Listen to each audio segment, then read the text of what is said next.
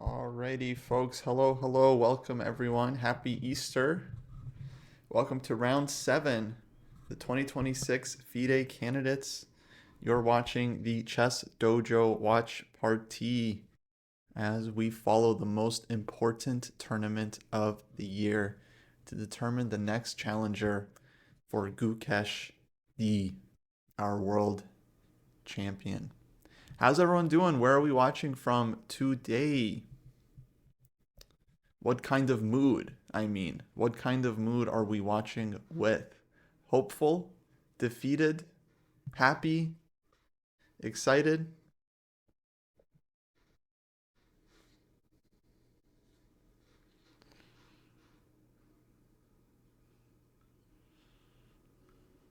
If you're watching yesterday, we had Sindarov winning again with black against Wei Yi. I didn't even realize he won 2 black games in a row. So he's ahead of Fabi by 1.5 points. And now it's starting to feel like these are the only 2 players with a chance. I think Jesse would have called it long ago. Basically, everyone is out except for these 2. We'll see what happens in today's round. Fabi loses another game, Sindarov wins another game. They can end the tournament. They can just end the tournament. Everyone goes home early. Just use the second half. Just have the match right there. Fly Gukesh out and have him play Sindarov. If he goes into the second half with full 2.5 points. It is cool to see something historic. It is cool to witness it live. The ascension. In a year or 2, Sindarov will be just a regular elite player. But we'll remember when he was still just an up-and-comer.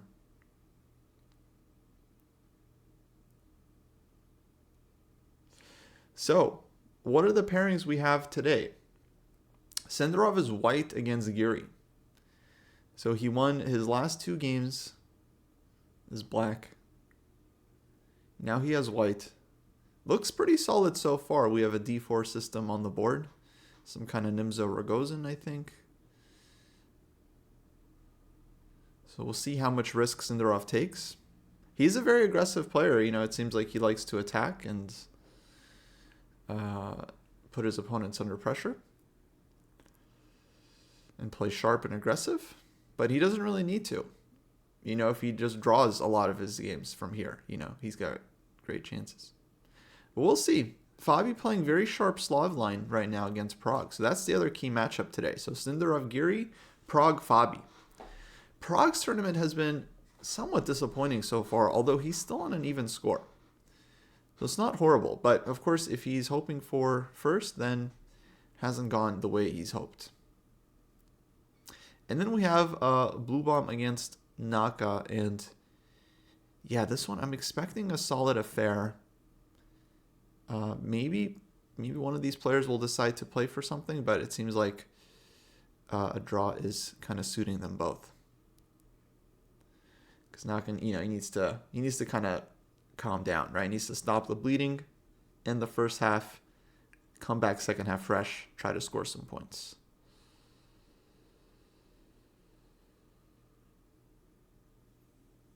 If Giri somehow wins, something could happen. No, absolutely. Absolutely. Master Chess Dojo, hello, hello. Thank you for the raid. Welcome back, folks. We are into round 7 here. No, of course, if Sindarov loses a game,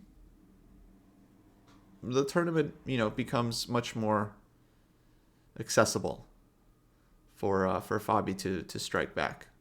But this is unlikely, guys. This is unlikely. I think at this point, a lot of people are just saying it's over. It's obviously not over.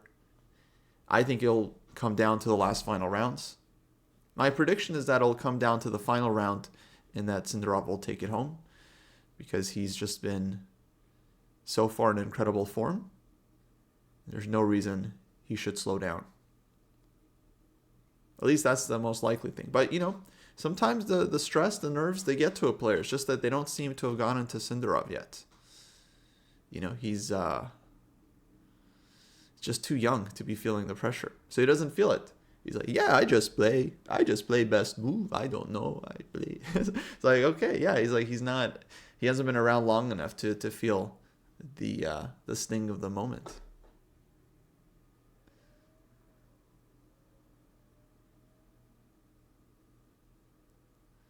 Okay. So Geary, by the way, has been thinking since we've started on White's last move here, queen to e2. So we'll jump into the games here in just a sec. And Fabi has just played this interesting move, queen to c7, which in that position, isn't queen c7 quite normal? It's this old line, right? But do they start with knight d7? Let's go to the Fabi game because I'm curious about this opening. Prague is thinking. And yeah, let's jump over here.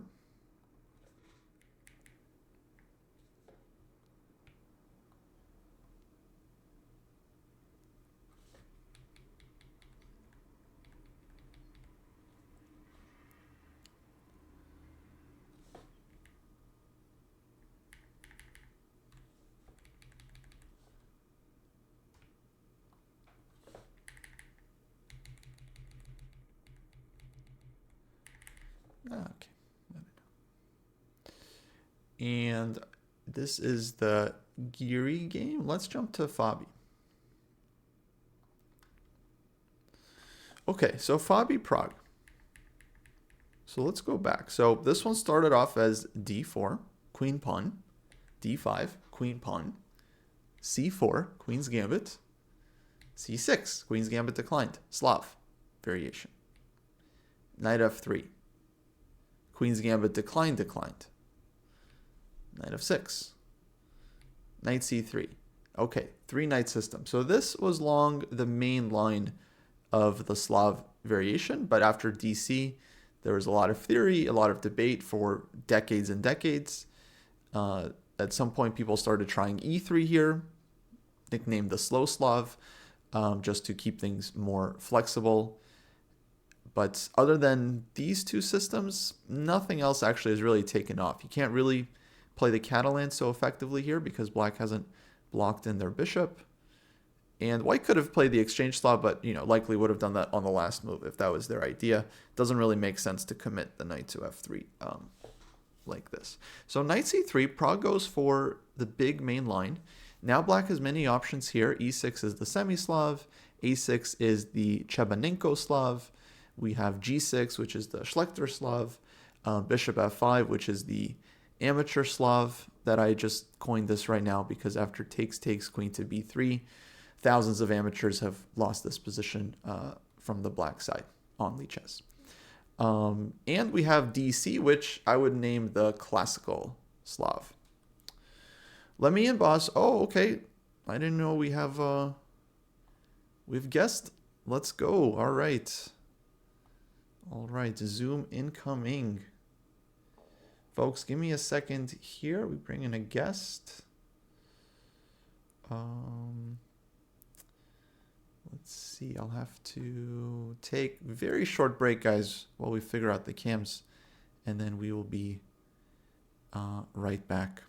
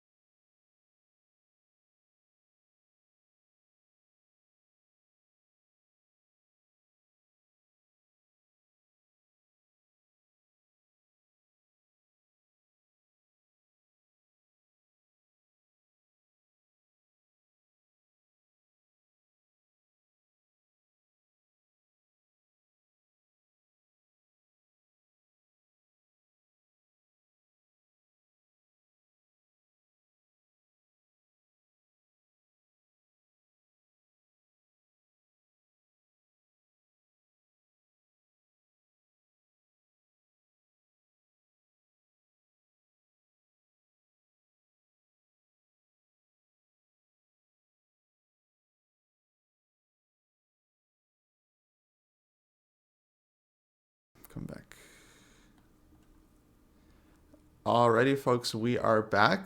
Now joined by Jesse. Hello, Jesse. Hi, sorry I missed yesterday. I feel like I missed a huge day, dude. I missed a huge day. Oh, dude. Well, I mean, it's just, yeah, the continuation. The Um, continuation. Yeah. I guess you also missed, well, you missed the end of the day that Sindarov beat Naka, so we never had a chance to talk about, Naka's reaction there, which you probably saw. Right.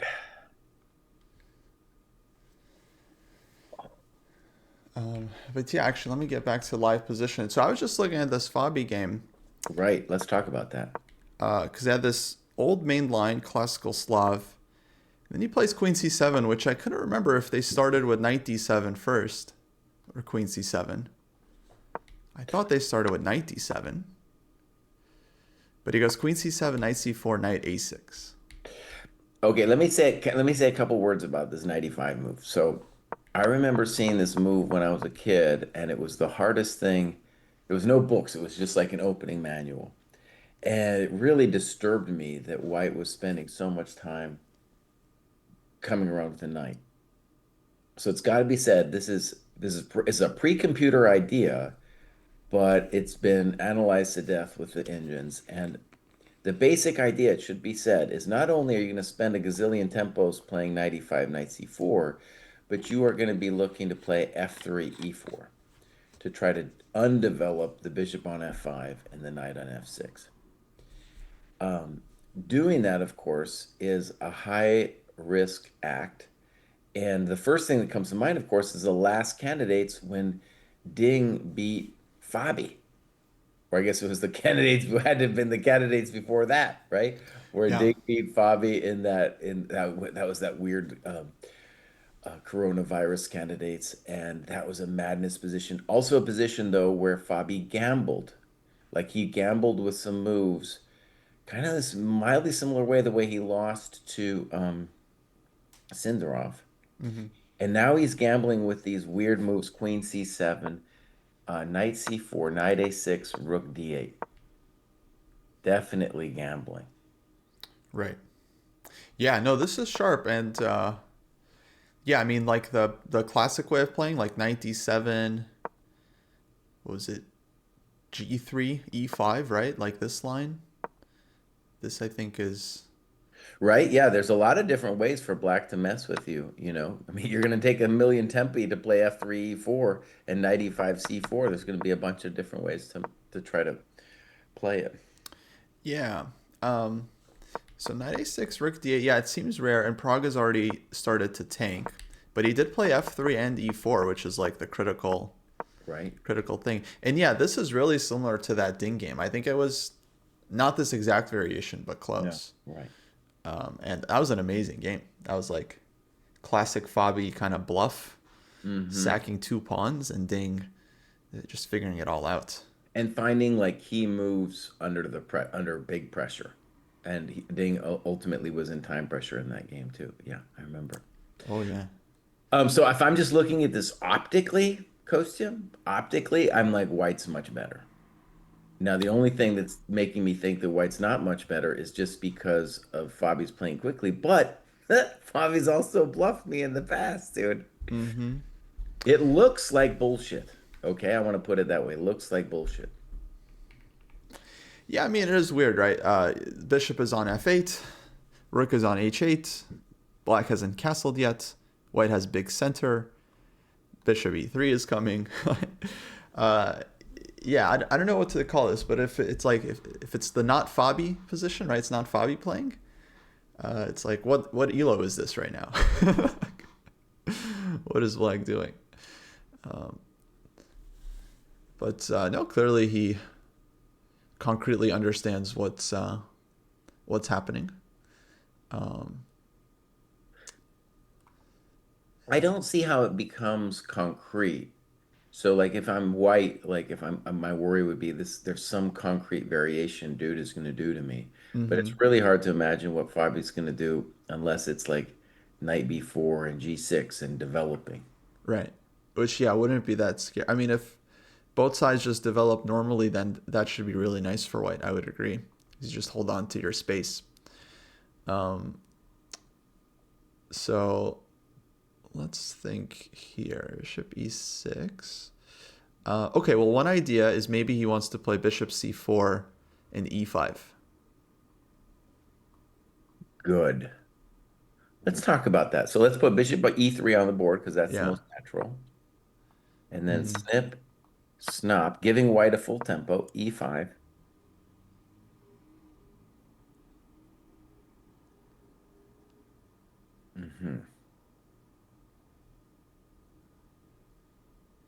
Oh, Yeah, at first glance, this looks annoying for white.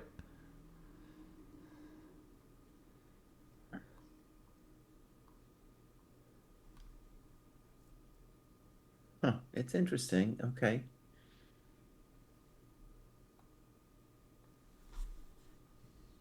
Good, Kostya. I think we've identified the idea. Yeah. And we'll just state the obvious that it's hard to find another move besides bishop e3 because bishop e2 is just going to be the same position down a tempo. Right. Yeah. So, okay. Probably bishop c4 is black's intention. And now, well, you can move the knight again. You can go knight e3, which, I mean, it's losing time, of course, but it's following the principle of avoiding trades. Yeah, okay. So, all right, imagine you're white. Then you tell yourself, all right, bishop e3, bishop c4, bishop c4, e5. Maybe we don't like it. Let's say we don't like it. And then then it gets worrisome because you're like, okay, that means I have to do something fancy, like go back to knight e5, which looks weird. Back to knight e3, which looks weird. Maybe f4, which looks weird.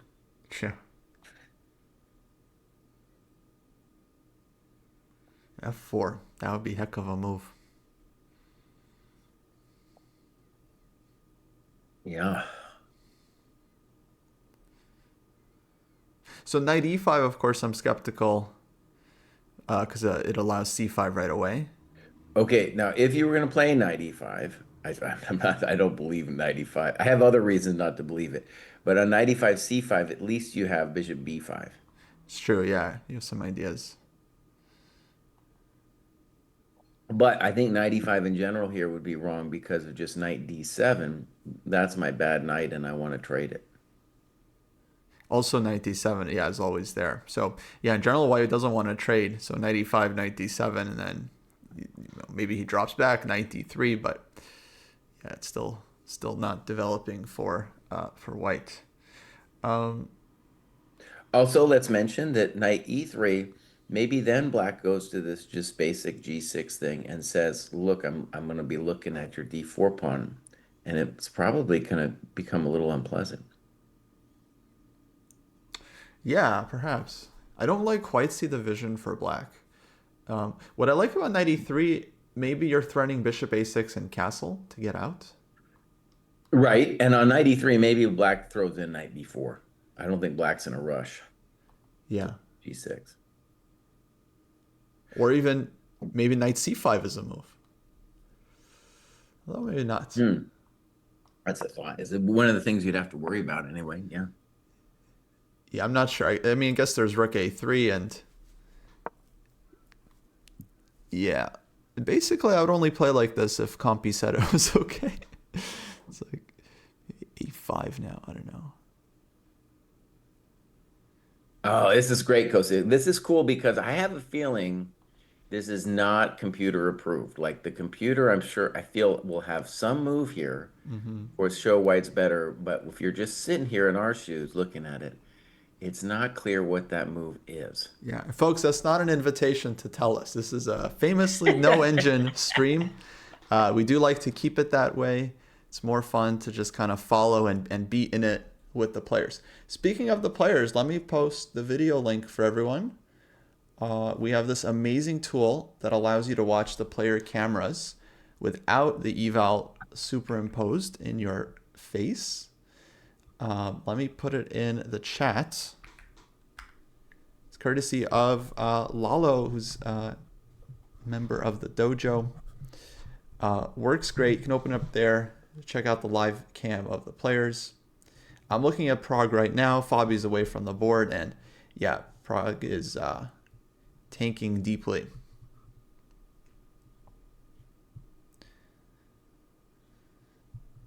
So yeah, I mean, okay, based on the opening choice, guys, feels like Fabi is certainly going for it and trying to push for the win.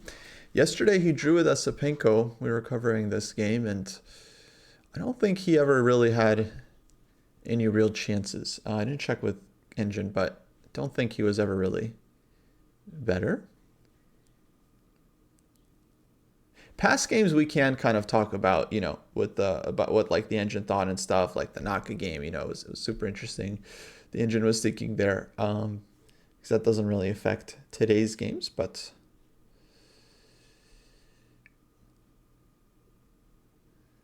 yeah, it'll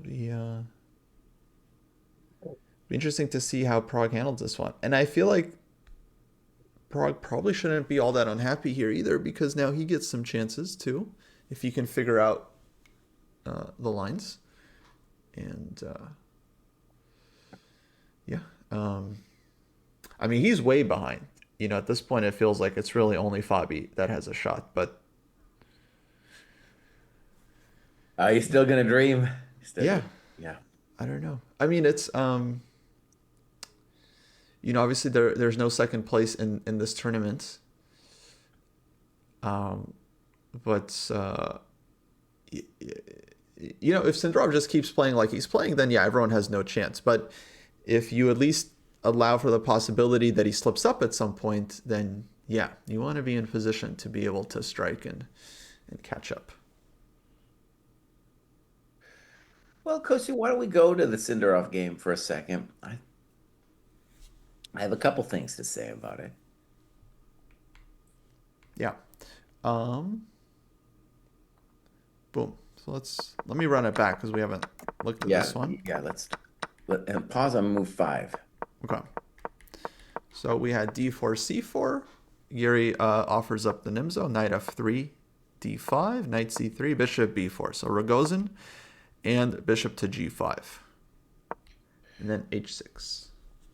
Okay, so one of the things that's amazing about this position to me is it belongs to a class of positions in my head where black gets the bishop, and white gets maybe sometimes a little bit more development.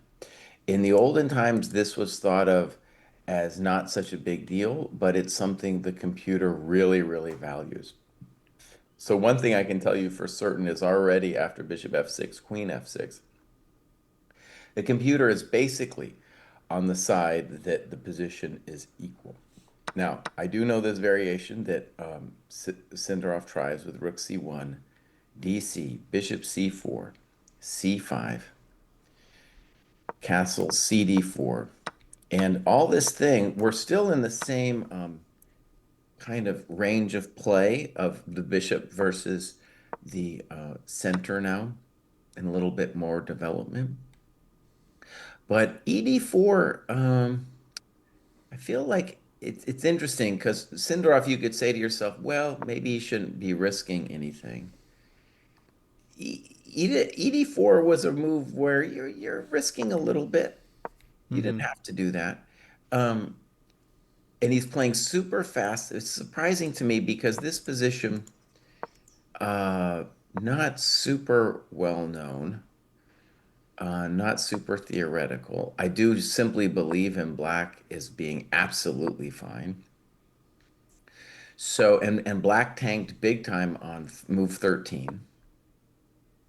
Right. I would rather be black in this position. I think it's probably equal, but I'd rather be black because white is the one who now has to show something, and he's playing super fast, dude. He's blitzing every move. Yeah. So Anish spent looks like 20 minutes on knight c6, Hmm. and I am curious like where they kind of. I mean, they must still be in theory, and I feel like Yuri has played this position from maybe both sides, so he must know it. he must be familiar with it. But still, 20 minutes on knight c6. No, no, but this is what I'm saying. That whole position where White was playing super fast, that's not. I mean, I'll do a good double check now, but I'm Hmm. pretty sure that's not like the main moves. But I've definitely seen this line before with knight e4. That's been a Yeah, thing. yeah, okay. Here, I'll check it in the famous Dojo database. The speed, just based on the speed, I feel like Senderov is going for a very kind of drawish variation. Um, Hmm. and I have a feeling this might have been what Geary maybe was even trying to recall. Because, okay, so all these moves have been played, guys. So Rook d1, Bishop a5. And after Geary's 20-minute think, he also started to blitz. so, so he thinks for 20 minutes, then he just blitzes out the next moves. Knight c5, Bishop e8, d5, takes. Queen e7, knight e7, knight takes b7. So, like by the time we get to Bishop B5, for example, there's only one strong game at that level, so not much. Mm-hmm. And Knight C5, we have a couple games. Bishop E8, I think is kind of forced. And then D5, we have three games. One from my friend Robert Rook from Hungary is the strongest game. And this is okay. So what we have to ask is, okay, first glance to me, it looks just completely equal. Mm-hmm. But we want to ask how, yeah. So I'm imagining here with knight b7, we're forcing bishop b5, right? Um, yeah, it does seem like a very forcing position. But other than bishop b5, I don't really see another move. No. And in that resulting position, gotta believe that black is fine, but maybe white can make a little bit of stuff happen there. So for example, bishop b5, knight a5, bishop e2 doesn't seem to work too well because of rook e1. And if bishop f3, rook e7. Mm-hmm.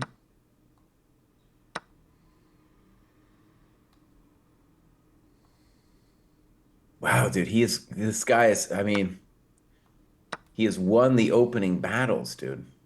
That he played all of this, dude, even, dude, was just like, no.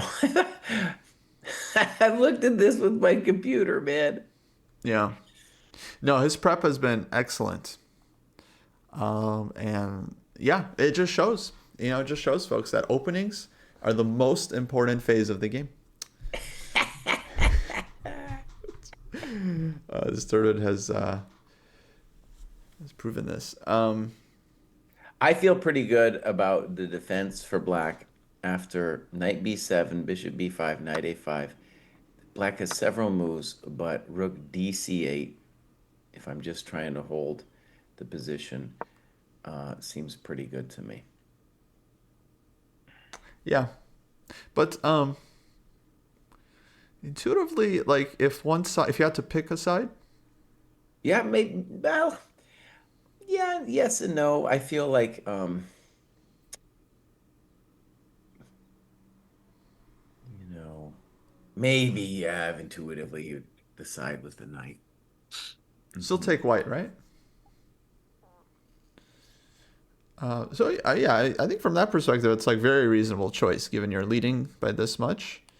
If you try to get a risk-free position, like maybe you can even press here a bit by trying to blockade b3, f3, king f2. Maybe Anish can press too, you know. His whole dream in this tournament that he would outplay the youngsters in the end game. Mm-hmm. And Like in the maybe that's what we could. That would be amazing if Anish won this as black, dude. It is. Let me just say, like, it might seem boring, but people will make mistakes in these positions. yeah. Well, I think a lot depends on the mindset here. Anish is playing black, and he's playing someone who's just in amazing form. So Does he really believe he can outplay Sindarov here? I would love to see it, though. Not going to lie. One, because it would be a very nice chess game, but also to give us a chance. Okay, so now he's thinking here, but Sindarov so far, I mean, it looks like he knows the eval of the position. Like he's just playing so fast, he knows what's happening. Yesterday, he did get caught a little bit against Wei Yi. Like he was out of book early on, but it wasn't like a critical variation. It wasn't like a sharp line where you have to know your stuff. It was a position where you can kind of play it many ways. But also, like he was the one I felt who gambled with that knight a5 variation in the first place, right? I guess so. I thought that line's pretty solid for black. Okay. At least, yeah, I thought it. I mean, it's a main line.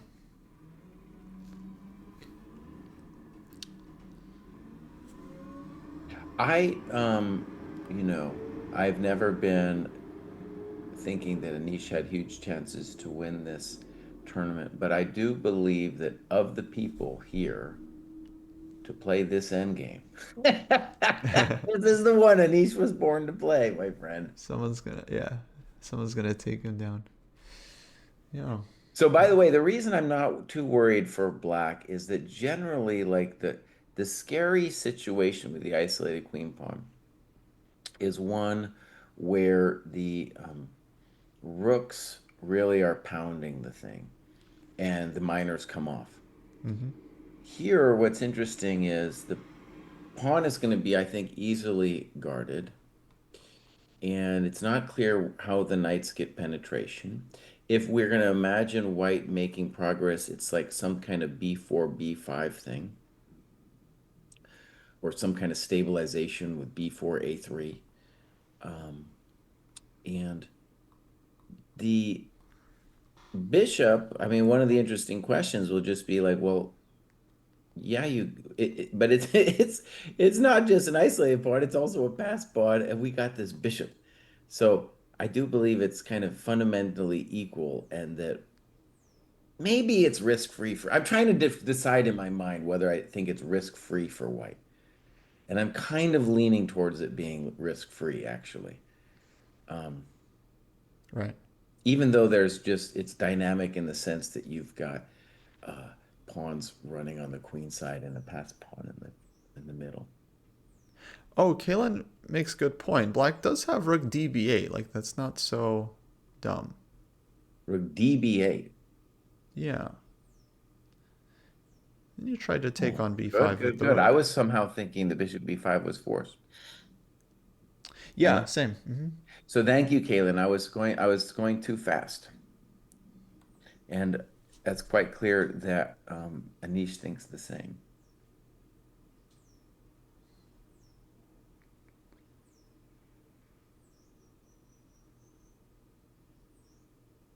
So if rook b8, then you can't really go bishop e8 because rook b7, rook and b2 is hanging. So Okay, so knight a5, gotta be knight a5. Yeah. rook b5, Mm-hmm. and now rook c7 is not impressive because I can just take the knight and take on a2. So I think then knight b3. Mm-hmm. And it is true, though, that after knight b3, I have to be concerned a little bit about our friend rook c7.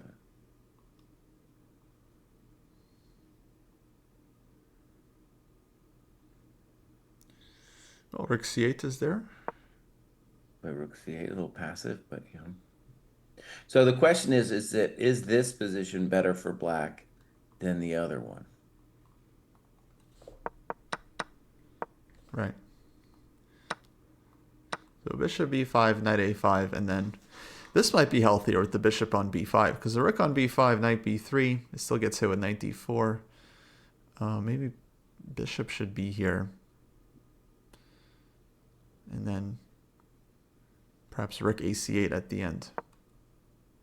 And we're also getting a question from Hearts on Fire that after rook d8, maybe bishop a6.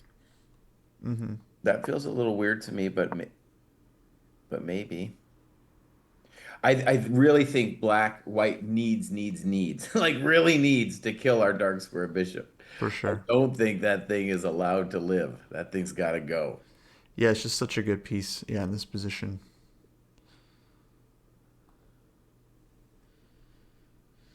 Okay, so a bit of a choice here for Anish, and he's tanking. Let me try to defend it again. So just in terms of this rook dba move. So knight a5, Mm-hmm. rook b5, knight b3. And I don't know if I believe in this move, but let me just try it one time with a5. Okay, so let's think. With rook c7, with knight d4.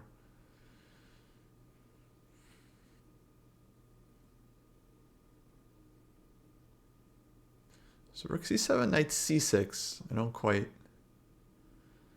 feel is so good. So let me start knight fd4. Rook b7. Mm-hmm. And now we'll go rook d2.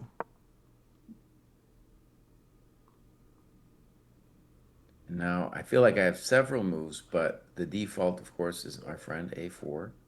Okay, knight c5. And then I don't know where to put him, but let's start.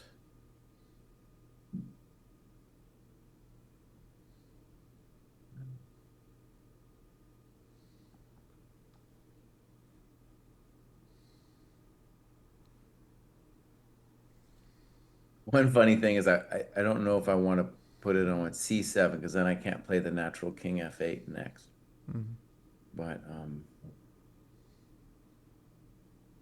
okay.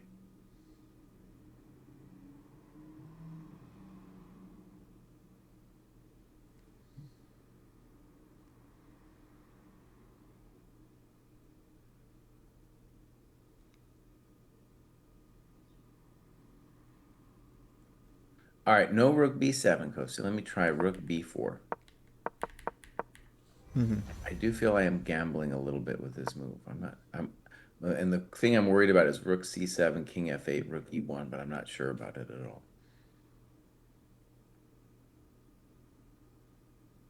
Black's intention, of course, is just to like use this, let's call it a minority attack on the queen side. Mm-hmm.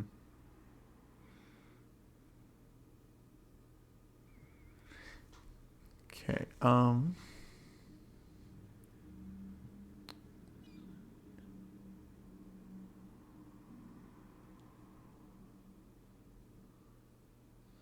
Let's see.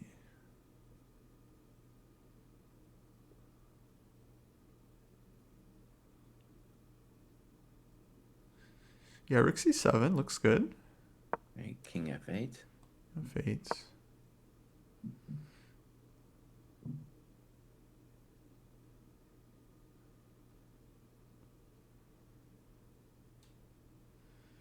And then rook e1. So one weird thing here is in addition to knight g6, which was my first intention, I could also play a4.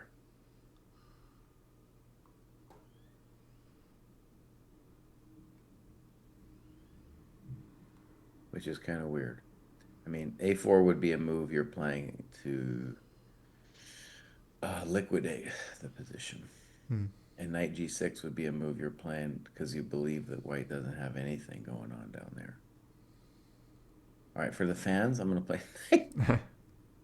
You want to try a4? Sure, we can play a4. I was going to play knight g6 for the fans, but let's play a4 for the Oh, fans. you want to play knight g6 for the fans? I don't know. I don't know which one to do yet. Hmm. What do you think the fans want, like in general? They want blood. They're always wanting blood, dude. So like a4, because on a4 I think I might try a3. Good. I think that's a good question. You might have a3. All right, I'm going to play my famous knight g6. Okay. Um,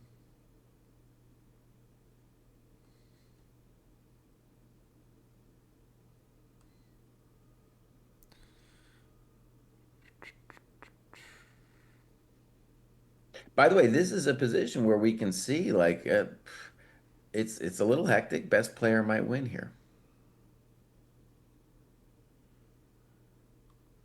Yeah. I mean, feels feels somewhat nice for white, but still. I was gonna say it felt kind of nice for black. Oh. No. Is bishop on e8 is funky? Well, he's defending all the coconuts really well.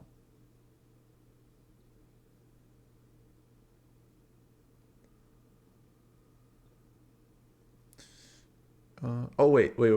I don't believe this. Okay, a3. Okay.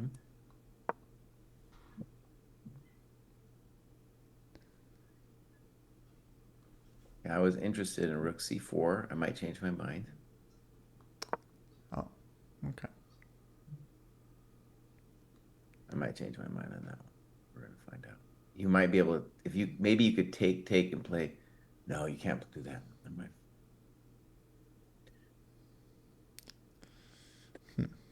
Mm,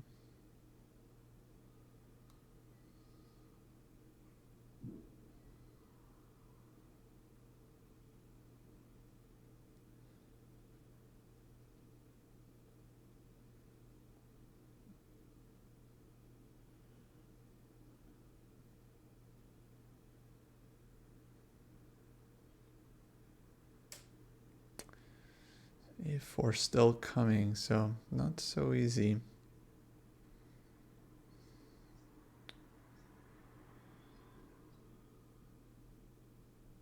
So by the way, my friends, we are looking at the difference for a niche between rook db8 and bishop takes b5 on move 19.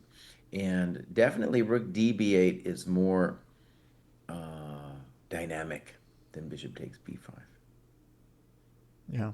We're both willing to believe that maybe white has just a no frills or no risk position after bishop b5, and rook db8 is at least a little harder to evaluate.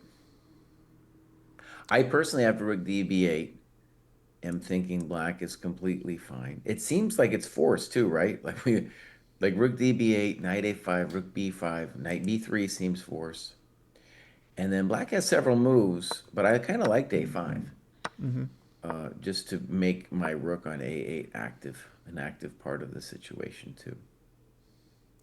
Yeah, bishop on e8 is interesting. The Steinitz bishop. Stein is bishop, right? Always hard to figure this one out. Now, And is that again, something we coined at the dojo, the Steinitz bishop? Or did I don't somebody else say that before us? I don't know. I feel like it's a I, thing. I feel like I said it first. Because I just noticed in so many games he loved putting it there. Mm-hmm. Always heard. I also heard like Steinitz bishops. It's like e8 d8. Oh, that's too intense, yeah. The Steinitz king would be the king on d8. Oh, I see. Yeah. Interesting. So again, Syndrome is up on time. He's up 44 minutes and counting. And I'm joined here by a fellow dojoer, Fire Snap. What's up, buddy? He's not working that hard in the program, but he's still playing a tournament now and then. Oh. Nice. Okay, so should we go to Sure, let's go Fabi? take a look. Yeah, Bob's. Ooh, big. Okay, wait. So, 95 happened. Yeah. Knight b4. So let's say that the issue with knight e5 was at some point maybe knight d7. Also, of course, it's another tempo. Right. But we also noted that the joy of knight e5 for white is there's no c5 because of bishop b5 check. Yeah. So then we got knight b4, Mm-hmm. the natural move he wants, bishop e3, and now a slow move which says I'm in control. Yeah. That's a5. So a5 says, hey, buddy, I'm under control here. And also, like, Fabi is playing lightning fast here. Check this out. He's waiting for bishop c4, which 10 minutes was spent on. Fabi's waiting for bishop c4, and then he spanks him with knight d7. Wow. Yeah, knight d7 was coming. But yeah, look at this Sindarov clock from Fabi. Hour 56. Cinderella clock. Yeah. Did you hear yesterday? Sindarov was like, he basically openly said that he's playing against people's time. He's like actively like trying to play fast and think on their time. And because of the no increment, it's like that's his strategy. Well, let's call that the Aragaisi maneuver, right? Mm, Um, Let me just say, so on move 11, a human take on the position would be to play knight d7 there. you're right. And honestly, I kind of, if I'm white, I'm not totally happy after knight d7. But a5 is a standard move that you always want to make in these positions. You know, grab the squares. And now bishop c4, knight d7. Holy moly. Yeah. Okay. So idea is bishop e6, knight takes e5. You can't take the knight.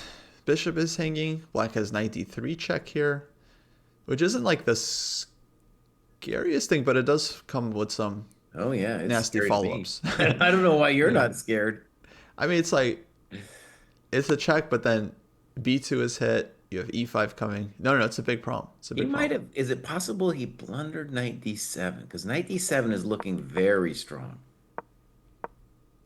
My other question is on knight takes d7. Is Well, black we're going? playing bishop takes c4 for sure. That's so funny. That's so funny. He's attacking two pieces. He's gonna take the other one, whatever Prague does. Yeah. He's not recapturing. And then again, knight d3. But okay, here at least white comes back, knight e5. What do you mean? I get to put the bishop on a6 and it's good night.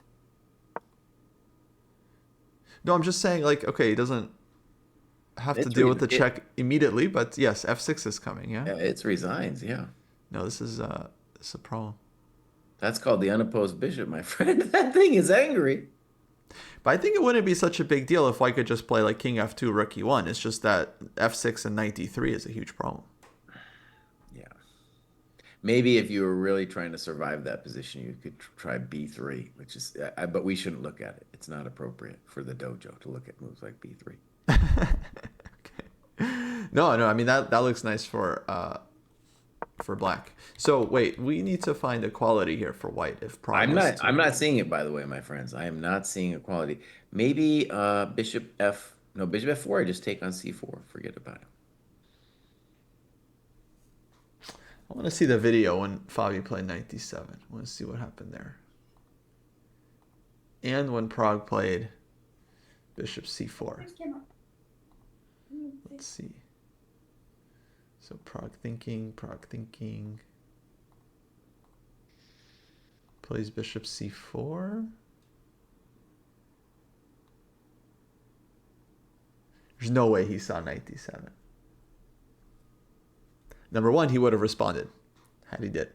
Well, let me say, but what's weird about it though is, like, okay, if we go back one move where Fabi plays a5, the thing he probably expected there was the human knight d7, because that's on all of these lines. We're like, we're going to kick this knight away. And by the way, Black's play is pretty basic to understand. If I trade off a couple pieces, especially the knight on f6, because it's dominated. The whole drama of white playing f3, e4 is to dominate the knight on f6. If I can trade that guy off, well, boy, howdy, now I'm doing things, right? And then later, he's got a couple weaknesses on the queen side, obviously b4, the b3 square. So this is all well-known stuff. So you would be anticipating knight d7 on the last move before a5. Then Fabi kind of sets him up. And now we got bishop c4, bishop e6 was played in 6 minutes. And I don't see equality after knight takes e5 for white. Mm-hmm. Maybe white has some idea. Knight e5 played instantly. Okay, bishop e6 on the board. Yeah, knight e5. To me, it looked like Prague was a bit surprised by knight d7 on the video. But okay, wait, what was his idea here? Because it looks lost, right? Or just extremely bad, however you want to call it. Knight d3 is a concrete threat. Fe is a concrete threat. Yeah. And you can't like unpin and stop knight d3. So you have to move the bishop. Um, yeah, bishop f4, knight d3. Yeah. So All right, let me try to defend his honor for a second. Bishop b3. mhm. Now let's just start with knight e d3. Maybe you come up with something more fancy, but I'm No, gonna knight d3. Yeah. king e2. Okay. Knight takes b2. And Well, yeah, do we have to go knight b2? you don't have to. No, I Because was just thinking that's the first question to yeah, ask. yeah, that's a big question. Yeah, I just want to call out like with the queen on the d file, like e5, could be a problem. No, I think like once you put your king on e2 and allow my knight to d3, I don't know, friend, it ain't looking good. But Yeah. I'm just trying to imagine what he could have like. Maybe he said, "Oh, I'm in a shitty, excuse me, I'm in a cruddy situation, and now I'm going to try to make it." I don't see anything better than that, by the way. I'm looking. Hmm. Okay, so wait, knight b2, you had bishop f7? We could talk about bishop f7. Yeah. So maybe knight b2, we can rule that out. Yeah, because then, I mean, I still like that for black, kind of, but it's Even not there, what we black. wanted. True, true. Yeah, Even there, black is looking pretty good. yeah. Um, Oh, he castled. oh, Oh, clever. Okay, so his idea is if fe6, he wants to play bishop f4. oh, Let's put that on the board, Kostya. Proggy boy. That's kind of clever. Okay. Wait, Ooh, we believe this? I don't know yet, but that's clearly his intention, right? Hmm. The bishop on f8 is looking epically sad. Yeah, yeah. Okay, this is clever. And of course, if I play knight e d3 now, you can play bishop c4. Okay, before we go crazy, Kosi, I just realized if black doesn't like anything else, one nice thing he has is knight e d3 anyway, Hmm. bishop c4, and now e5. Yeah. That looks pleasant for black.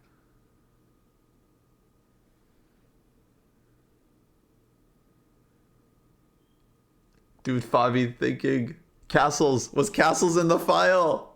Was castles in the file? Guys, what are we doing? You gotta analyze. Dude, he's thinking. Well, the nice thing about being all this time up is now Fabi. Fabi, by the way, he's not doing a sender off where he's really going to try to push the time. He'll tank him. I think he's gonna tank now. Yeah, if he doesn't know the move. I mean, okay, he should. It's sharp.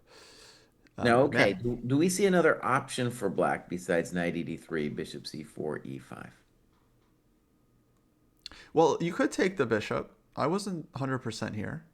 Okay, I didn't like it, but okay, pawn takes bishop f4, Bishop f4, and then knight bd3. queen takes knight. So take, bishop Oh, c7. good point. Okay, you could play this way, I guess, yeah. And there's a lot of pawns hanging, but of course, big problem is like her bishop is done. But okay, rook d4. Bishop a. I'm just gonna play bishop a. I got a lot of moves actually. I could play bishop Yeah. a5. I could play rook a d1. Mm-hmm. This one bothers me a lot for black because his bishop on f8. Yes, yes. But the next move is g6 for black. Like pretty much anything. Well, if I play rook a d1, you can't play g6. Bishop e5. Okay. Well, rook d1 then. So rook Okay, but d1, g6. here the milk's Bishop, gone bad. Here the bishop milk's e5. yeah, we didn't want this. Hmm. All right, Okay. Tafaska has a question about queen b6, Kostya. So, queen b6. Holy crud, he played fe with only 3 minutes. Oh, he took. Okay. All right, so he has some idea on bishop f4, obviously. Clearly. Doesn't seem that happy. Yeah, Queen B6. I agree though. Very interesting move. Like Okay, as a wait, but I don't get it. candidate. Queen B6, bishop takes knight. Maybe he meant without FE. Queen B6. So let's state the obvious, my friends. After bishop F4, dude has some idea that we're not aware of, that we don't know what it is. He has some idea in this position after bishop F4. Yeah. So takes bishop F4.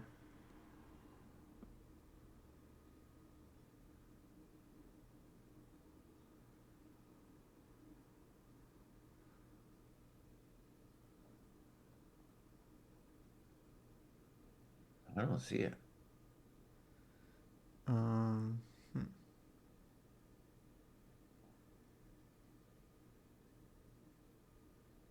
And he did it so fast, he's clearly got some very, I don't know if it's obvious, but it's something.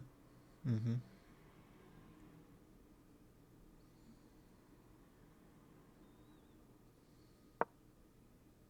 Okay, Prague plays. He wants to know as well. What you got? No, he's going for this endgame, knight d3. That's so fast, and he had other options. Queen D3. I mean, I guess I'm a GM today. I don't know. Knight D3. Bishop C7, obviously. And now, is there something else? Because this rook d4, rook d1 looked scary. I mean, But I mean, at, not terrible. Just at this point, our development is so bad that we have to have something like stunning. What have you done, Fabi? I'm missing something here. I think he's still in Brook. I think he's playing so fast. Dang, he is. There's no way he just decided this on this endgame after 3 minutes. Like, I think Prague figured out one of the computer lines. They got some endgame that's maybe equal. I don't know, man. That other variation, he didn't have to do this knight D3 thing. He could have played knight D3, bishop C4, E5. Bows. Oh, man. Yeah, I don't know. All right, let's try to start with obvious stuff. The knight on C3 is at least bad for a momentito. And I'm going to try to defend black's honor for a second after rook AD1. So on rook AD1, I do have the move rook D7. And if bishop A7, I have knight B2.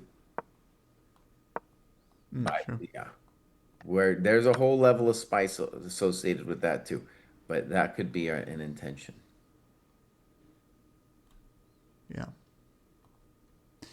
Yeah, I think that's my guess that this is a computer line and it's okay for black. Black needs loads of moves to get out. Get out of dodge over there.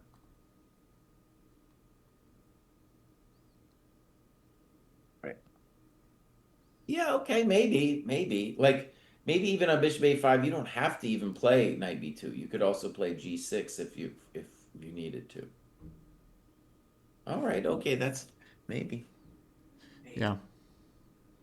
I just want to say, guys, Senderov Giri went down basically this exact line. Rook b8 that we're looking at. Rook b5, knight b3, a5. And rook d2. Senderov plays, actually, which was, I think, my first choice in the position. Then we started looking at, like, rook to c7.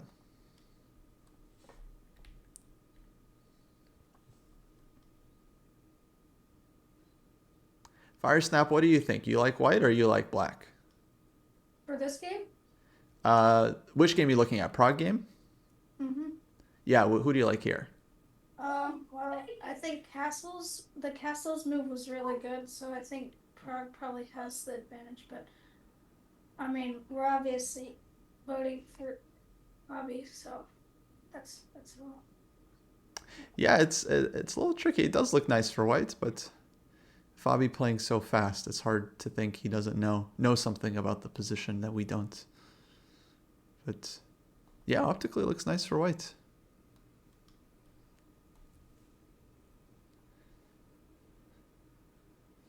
Okay, should we put an eval on one of these games?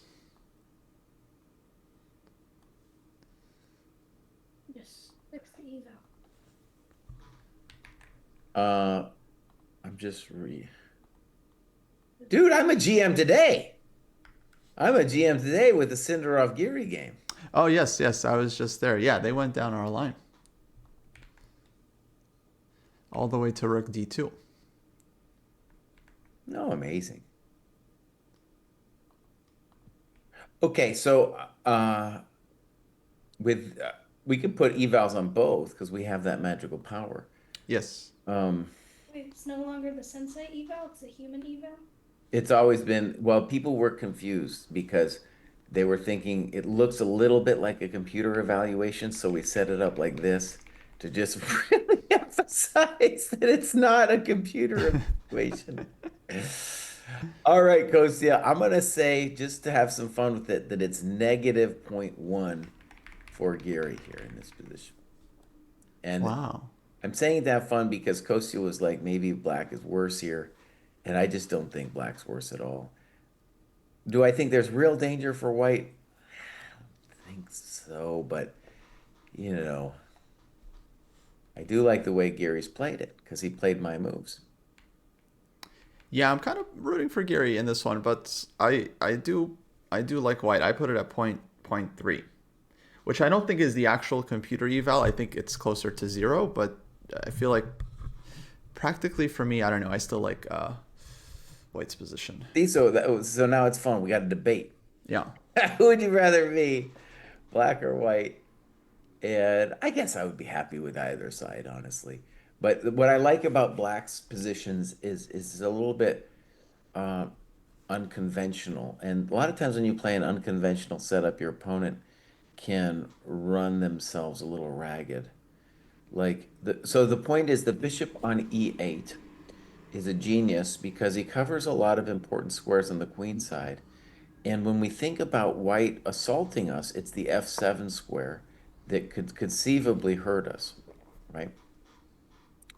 And that's no longer happening for us. Hmm. Now, rook d2 wasn't quite your move, Kosi, because you played knight fd4 first. Oh, true. And so what's going to happen now after a4, which was just played, is that the b knight is going to go to d4. And one of the things about your variation is then you had dreams of playing both knights onto the queen side, and now those dreams aren't happening, right? Fair. So, yeah. The other thing I would say that's unconventional is we're not playing on the open files, we're playing with the B and A files. I like it too. The pawn on a4 is really solid with the bishop. And our d pawn, our knight can do fancy things later, but at the moment just wants to sit there and our king can protect it with king f8. So, probably equal, but I'm just saying I guess I'd rather be black. Now, black could think about rook b4, but the natural move here is, of course, rook b7. Yeah, Even it's on the rook board. b7, yeah. Um, yeah, yeah, optically still like this. I feel like I've seen some Capablanca game where he won some very similar looking position, but probably the opponent didn't defend well, as was the norm. I would start with knight e5 here, then f3 to bring the king. So, Kosi, I just set mine to negative zero point 0.1. I don't know, did that work out? Sure did. Great. Yeah, yeah. So, h3 played. super fast, dude. Super fast. Yeah. So Um, h3 feels unambitious. yes. Very, very solid. I thought knight e5 and put the knight on d3. Start hopping around. Now here I feel like playing too fast is not like I can imagine getting in a rhythm of playing really fast all the time. And then now with yeah, this is gonna get well, it has the potential to become interesting later. And you're gonna, you don't, he's gonna make time control no problem, Hmm. you know. Okay, rook a b8. Let's call that the natural move. Yeah. And now there's a question. Yeah, I was gonna say he's going b3 because rook cc2, you run into f6 and bishop g6. So you probably will have to play b3 anyway. Yeah, and so here we want to state the obvious and just say that white is playing to just hold the position. He's not doing anything fancy. So like the first move that comes to mind for black now is king f8. Hmm.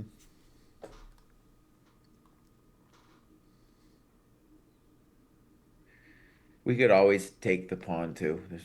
That's not going to change the eval too much. Yeah. Yeah, I think draw here very likely. And I do wonder if Sindarov is just purely playing like unambitiously, like just wants a draw, or if he's actually like he's just doing his usual thing where he plays quickly, but he is looking for chances. Well, I think, he had that whole line. Sometimes the line you have prepped out isn't anything special. You Hmm. know? And I think one way to conceive of this position is just be like, okay, imagine the B3 pawn is gone. Even there, it's really hard to imagine black actually winning that position. Right. And the other thing that's a little sad for black is I think we would want to play f6, and maybe he's thinking about it right now. But whenever we play f6, we do give the e6 square. In general, I want to play f6 because I want my pawns to be on the dark squares. So actually, I'm going to go ahead and say I like f6 for black with the caveat that, it's a slight bummer. I'm giving him the e6 square, but it's a light square. The light squares are mine, my friends.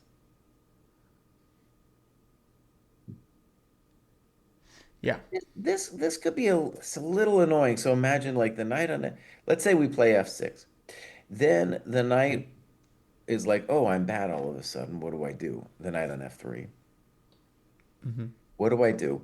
If I start moving around, then rook b4 is going to touch my coconut eventually.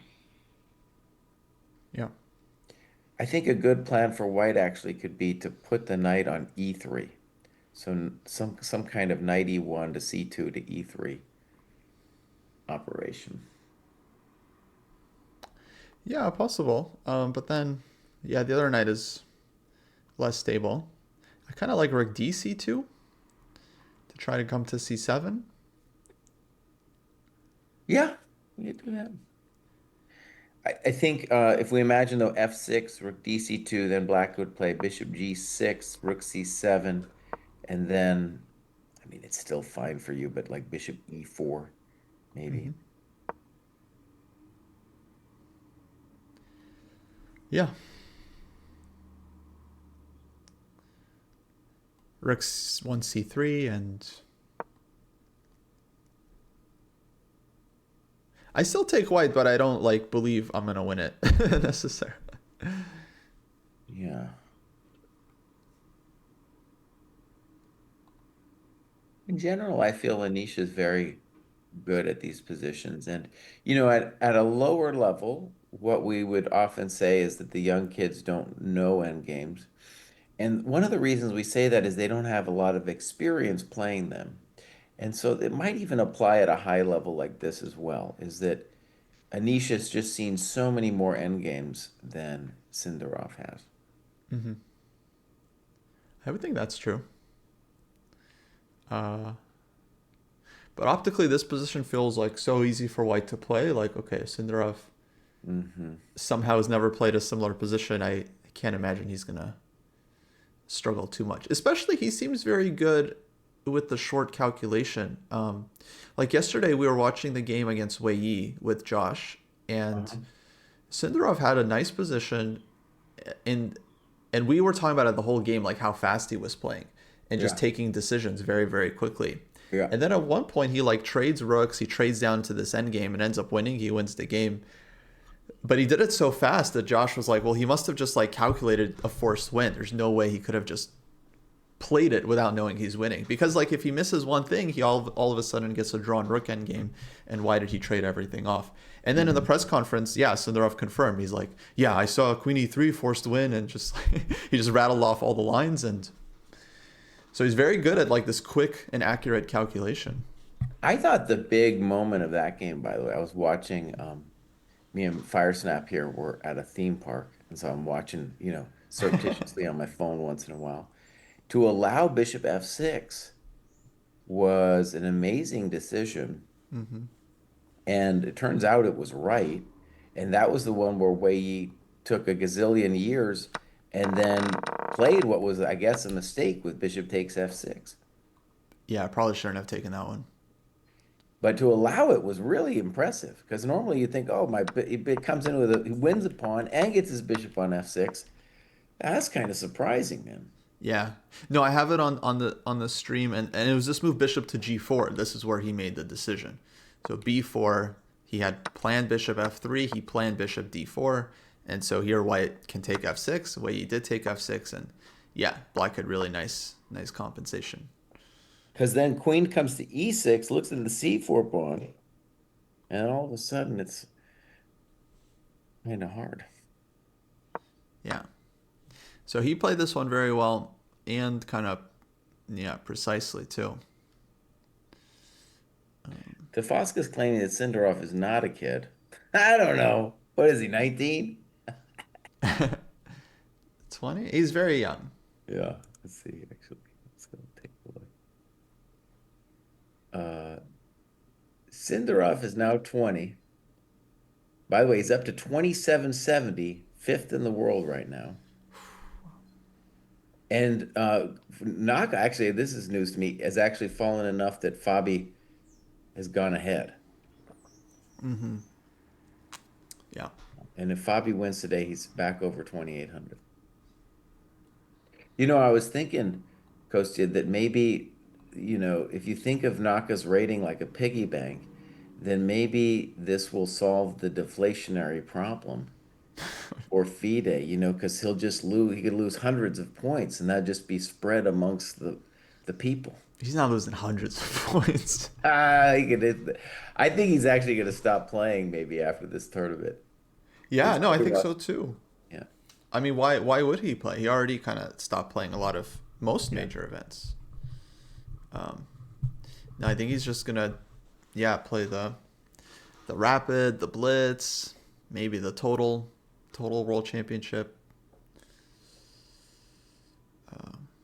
All right. Yeah, no, it's kind of a bummer. I'm taking mine to 0. I thought -0.1. I was just being spicy. I'm taking mine to 0. Okay. I guess I'll adjust. I still think it's a 0.2, Okay. which for me is still equal, of course.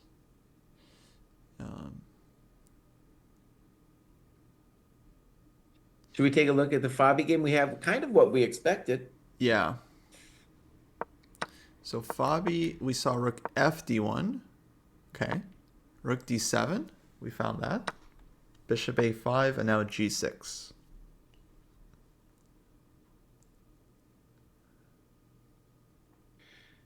Yeah, this one a little harder to evaluate. The reason one could think that black is okay is because the knight on C3 is got to fix itself. And the bishop on A5 is a little funky. But the good news for black, okay, so obviously black owes a couple tempi, plus his pawns are debatable. How bad they are, that's another question. I kind of like it for black at first glance. Just because I think the bishop on A5 is quite bad. White needs time to like you said, fix everything with knight E2, maybe bishop C3. Mm-hmm. But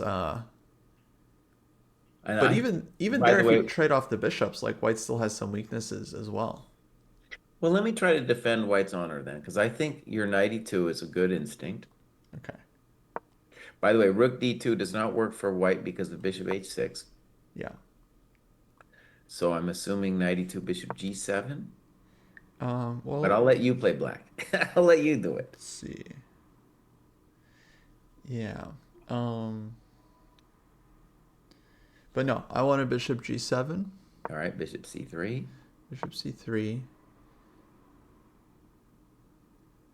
Now, if you take, I'm going to claim that bc, I at least have an idea with knight d4. Okay. Yeah, I don't know if I believe that. So take, king f7.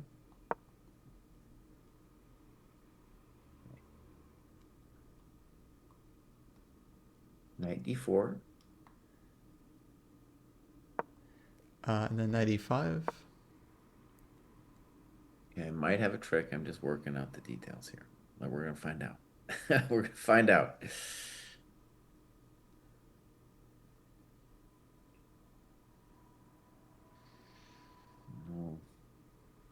Well, okay, so first of all, my knight is pretty reasonable on d4.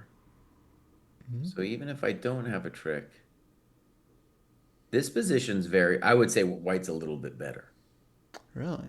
Maybe a little bit. I look black here. Okay, we're I having feel like the structure is really. I actually like this e6, e7 thing. Because king f7, it's like you get your rook out quickly, and I feel like white's pawns are also weak. Well, okay, just to put a point on it, like I was looking there, I was looking for fancy things, but let's just say I keep things basic and I play king f1. Mm-hmm. Um, go rook somewhere. Rook a8 maybe. A8. All right, I'm just gonna put my king on e2 because that's what Mama said to do. So king e2. Let's say knight c4. Okay.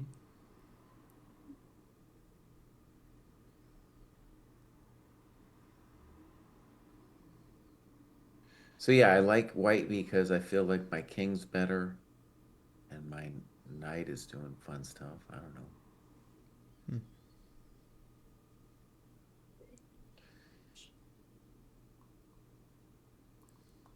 But okay, that's a line maybe we could even see. Let's see if black has something better. So g6, I think knight e2 is the right move. Maybe there's something else spicy, but that's what I would expect. Mm-hmm. On bishop g7, we don't have to play takes on c3. I was kind of thinking maybe we don't take. Let me try to defend black's honor, Kostya. So King f7 instead of taking. or just castles. Okay. Either one is probably similar. So 92 played. We're GMs today. 92, nice. Good prod. Now, by the way, black could think about bishop h6 here. Think about it. I don't know. Let me think about it for a second. So bishop h6. That would be the spicy way to play.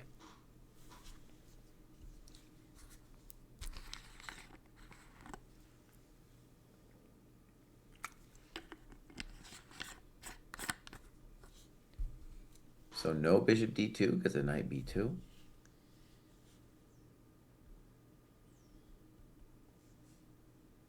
Well, maybe that's the way we go, Kostya. Really, bishop h6.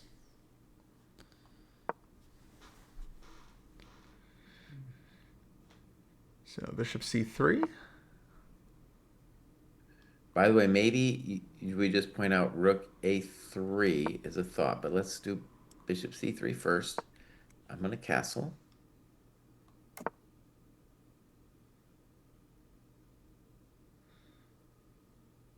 We got a move played. Bishop g7. Womp womp.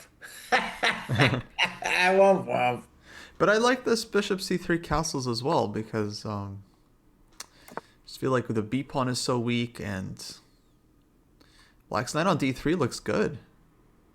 Like really strong. Yeah, no, I like this bishop h6 idea. Now, part of the question though with bishop g7 is just how do we feel after bishop c3? To me, it seemed fine Well, okay. Here's another idea. Bishop G7, Bishop C3. And Hmm. how about I just castle instead of taking the thing? Yeah, so this position I think is, yeah, also nice for black.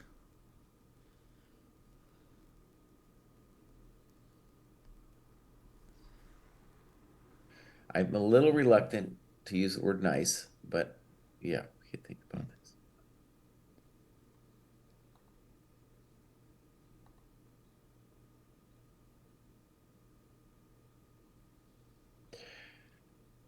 In many ways, a must-win game for both players, right? Prague and Fabi. Be great to win this one, yeah, but hard, especially for Prague. One thing we know about Fabi is like, I really feel like dynamic endgames, he is a master, dude. Like, oh man, he can play some amazing things. Mm-hmm. And this Oh, yeah. position, I mean, I don't know. I guess I'm thinking of it as equal-ish. Maybe I like black a little bit better. Right. And now, I mean, he's got like basically a full hour. Yeah, Still 20 moves to make, but still, I mean, Prague is going to have to make some decisions soon. exactamundo. So the other thing we want to say is bishop c3 is what we're expecting. But the drawback of bishop c3 is the bishop on a5 did do a lot by controlling the d8 square so that the rook can't go there. So it is a, there's a give and take about the bishop on c3. And I guess rook a3 would be, I don't get rook a3 at all though because of knight b2. Mm-hmm. Yeah, rook a3, knight b2. There's some rook b3 idea though. So take on d7, rook b3. True. Okay. Yeah, you could consider. So yeah, there's an idea. All right, we got to move. Bishop c3, and then he takes. All right, so I didn't, this is maybe why I'm the chump jam. I didn't like this because of pawn takes, giving white the d4 square. But maybe I've got an idea, Kostya. How about this? If pawn takes, could black play e5 with the notion of dominating the knight on e2? Mm-hmm. It's a nice move. I was gonna let you establish the knight and then like slowly prepare e5, but yeah, you could just play it right away. And then, but it's black in time, so rook a2 to d2. Okay, let's look. Rook a2. Let's play king f7. And rook d2 Rook a d8. and knight c1. And knight c5. So you gotta go knight c5. So yeah, this if we just look at the knight endgame, it feels like white has to be careful, right? Well, right. We could just optically say it's probably equal, honestly, Mm-hmm. but at least our king is a little faster. Yeah. Okay, he took with knight. Interesting. Okay. So knight b2, he has rook d7 and rook b1. He's not worried about that. All right, so let's think about this. Ooh, knight takes. So the issue with knight takes, my friends, is the knight is poor on c3. Yeah. Um, is there some kind of dream to play either e5 or a5 and then knight a4 slash knight e4? I don't know.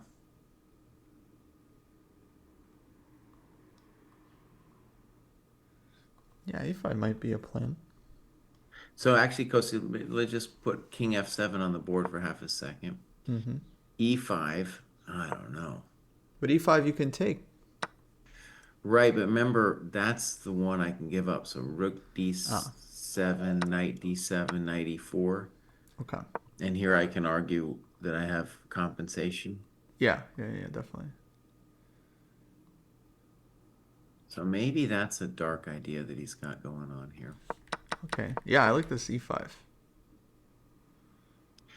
Why, definitely, knight c3, better Fix your knight, son. Better fix your knight. So e5 probably rook hd8 then. But still, knight e4. And then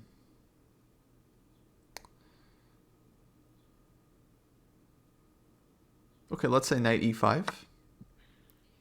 Right, so I don't know, rook d7, Yeah, rook d7. knight g5.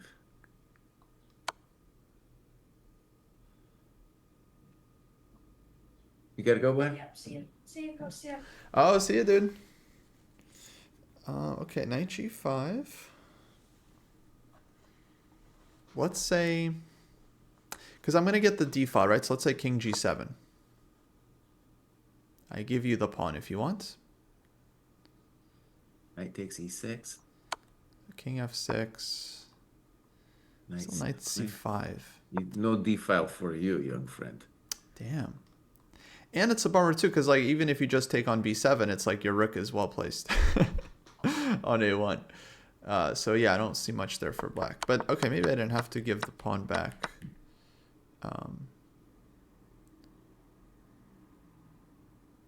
Now, one hilarious thing from chat is like someone's like, Fabi's still in prep.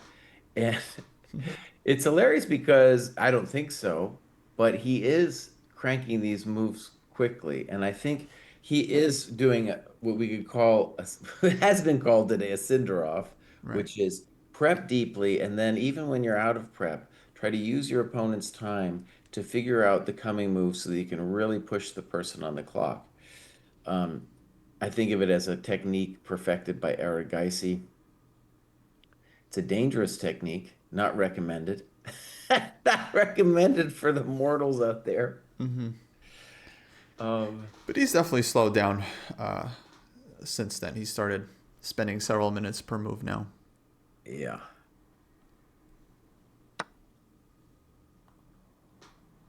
But he definitely Okay. had some deep prep. And this is an example of a position that if we were looking at it with the computer, I'm guessing, would have shown some way for white to prove an advantage. And this is probably just like one of these many, many things that Fabi does just one time as a way to try to work his opponent, and get a playable, interesting position, which I think he's got. I think Yeah.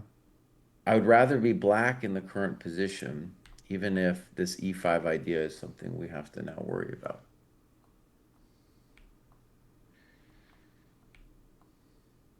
It's interesting, actually, the creativity, because if you play knight takes c3, which, by the way, didn't really cross my mind, the only way, to my mind, it's really going to make sense is if you do have some fancy move like e5, which means if Fabi's calculating that, one of the moves that will cross his mind is to play e5 himself. True. Again, though, not developing your coconuts.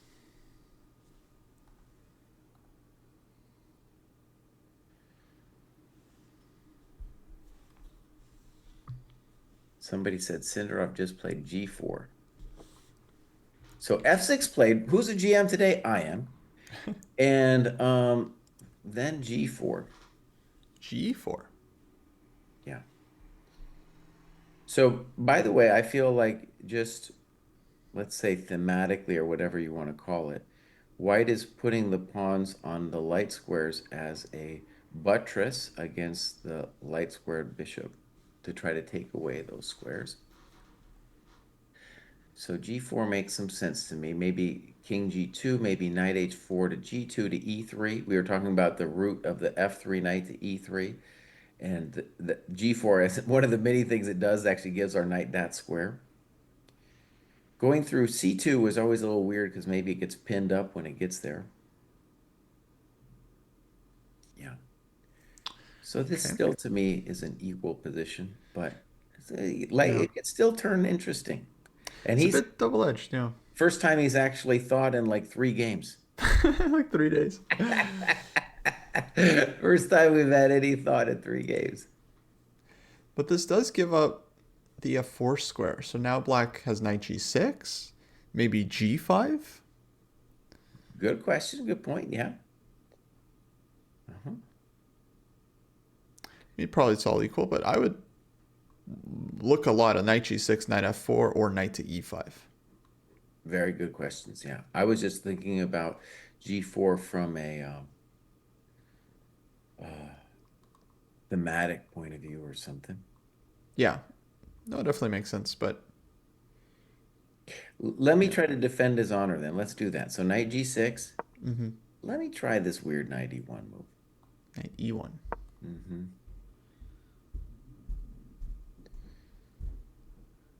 So knight f4. King H2. Okay.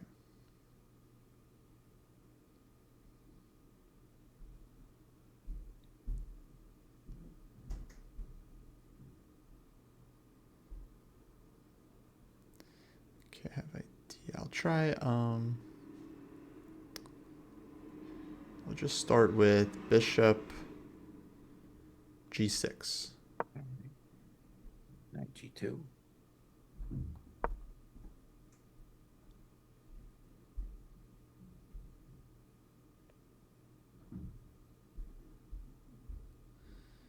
G2.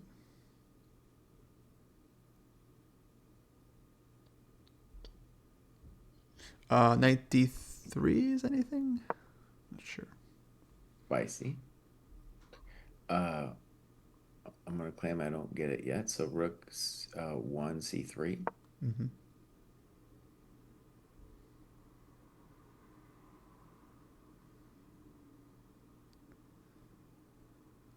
Yeah, I'm not sure I get it either. Because 95 I wanted, but then you have f4. You have f4. Now I I'm was like thinking, by the just way, moving Kostya, back. that if knight G6, I don't know if knight G6 is the best move, but we went down that line with knight F4, King H2. Black should maybe play bishop F7, and if knight G2, then knight E6. And I think that's going to lead to a full Tauschmaschine, as we call it in the dojo. Trading off knight on d4. Yeah, that's smart. Yeah, that's why it's like you got to keep the blockade, because otherwise you just can't hang on to b3 pawn. We have moves. h5. Knight e1. I'm a GM today. Wow. I don't know if H5 does anything for black. Just kind of trade some pawns off. But white now can put the pawn on f3, which is nice. Yeah. And again, that's all part of this thing. It's cool to put your pawns on the same color of their bishop to make a barricade, a fence. Mm-hmm. Yeah, restriction. I don't know if I understand H5. Hope I get it. I'm about to find out. It feels like a lashing out kind of move. But they play this move now with like, for just no reason sometimes. There's usually a reason, buddy. There's a reason. And 91, super fast. Yeah. Super fast. Yeah, he saw h5 coming. And I he don't know was if he ready saw for it it. coming. I think this was just when he played G4, he's like, yep, I'm going to play 91, G2, and crank it over there.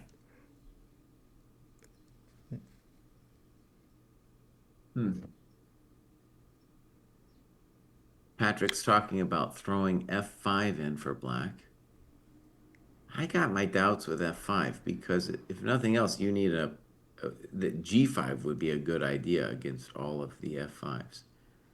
So you would need something really fancy anytime you play F5 to meet G5 with. Because that's the nice little we want you to have ultimately, by you, I mean white wants black to have their pawns fixed on light squares. One of the reasons why it's definitely the bad bishop to have the light square bishop in this position rather than the dark square bishop. Dark square bishop wants to fight for the d4 square. Right. But he is gone. There's some, dream there's always a dream of black sacking on b3. I don't see it happening, but let's just say, put it out there. It's a dream.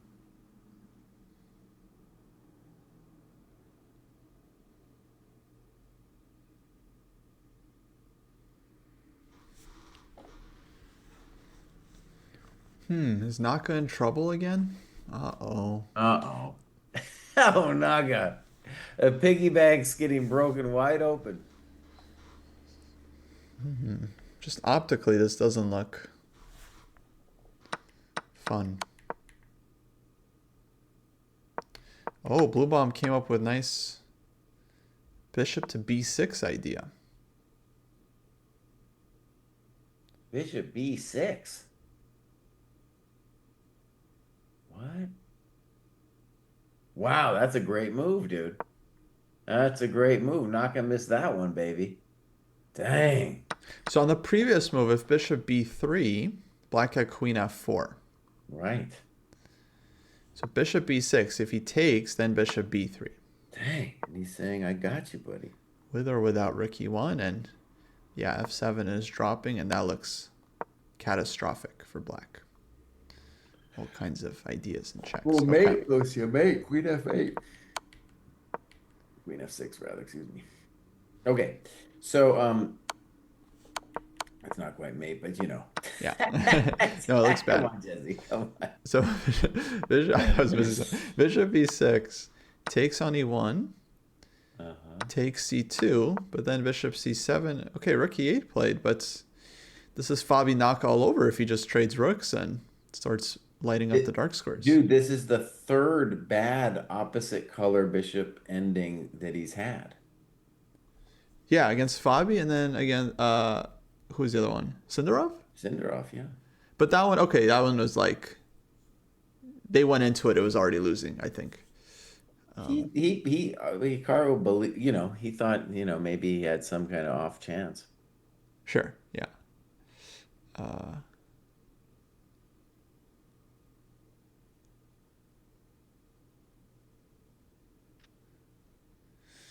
But okay, I'm not 100% clear. I mean, white can also keep the rooks on the board. Normally, you would want to, but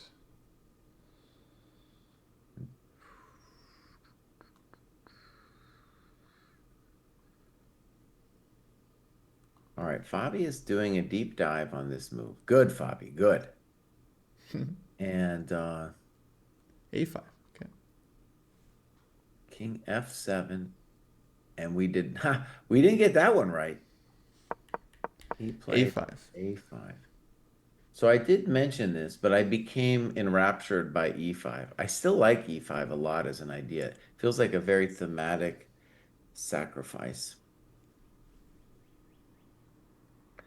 Now, maybe an argument with a5 is not just that we are going to have knight a4 as an option, but we might play liquidatio with a6. Right. a6, yeah, I think is a big threat. So rook a8 would be the move, normally.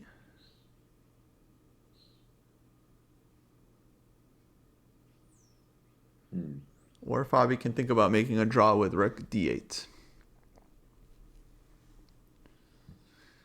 Which I think would just be forced draw, like a6, take, knight b2. Everything kind of comes off. Knight d3. And draw.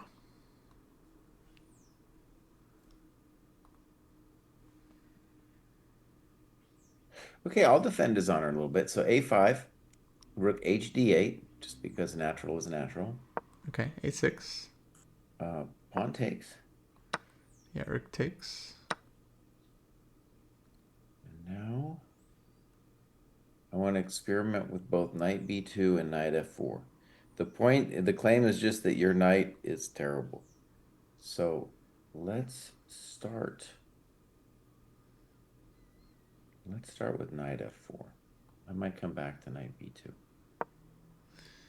Okay, knight f4 is a bit annoying. Got rook d2 coming.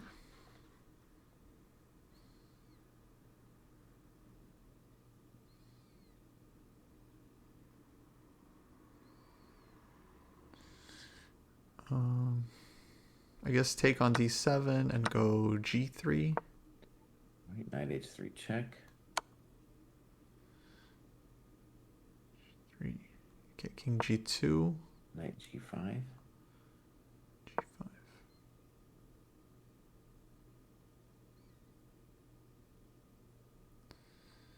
Okay, that's still not so sure. King to, or sorry, let's say g4. Rook d2 check. Oh yeah, I don't like this. King g3.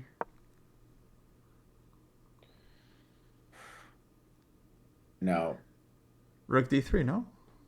well, I got a couple things. I mean, I got the active rook, buddy. I'm gonna be doing great. Yeah, I mean, Rook d3 looks. I was thinking also e5 knight e6 f4 might be something, but we could start with rook d3. Yeah. No, actually, I like this knight f4. Oh, Rook d8. Who's the GM today? I am, buddy. Oh, you're super I GM. am. So, okay, if the knight moves like knight a4, then the problem is the d1 square isn't held. If you play a6, it's also like you lose the battle of the d file. So I'm beginning to not like a5 unless we see some amazing idea here for white.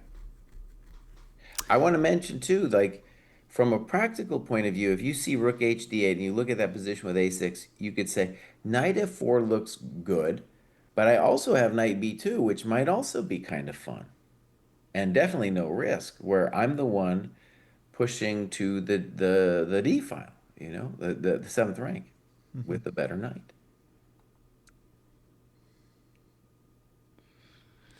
Okay, so Prague under some pressure. It's funny, I thought he played knight c3, and I was like, oh, he's a genius because he's going to play e5, sacking a pawn with good activity in play. And now I'm like, oh, I don't know. Maybe he wasn't a genius. All right. a6. He just plays it, huh? Like it's no big deal. By the way, if a6, instead of a6, you could have also considered uh king, no, king f1. I can take on b2. So part of actually the problem with this whole a5 is you might be all in because I'm after rook hd8, I'm threatening it. So ba, rook a6, and here my intuition is knight f4, but like I said, knight b2 might also be an interesting move. But knight b2 I didn't get. All right, let's just see if we can eliminate it. So knight b2, So trade, rook c6. rook d2. Okay. Oh, this looks unpleasant. Knight b5. b5. Right, knight d3. No, hello. Oh, maybe I do e5 again. e5, knight e4. All right. e5. Knight d3. Knight e4. Oh, wait, hold on. Mate. Pause. Mate, bud. Mate. Pause. It's because I did my Polgar mates a couple times. Mating.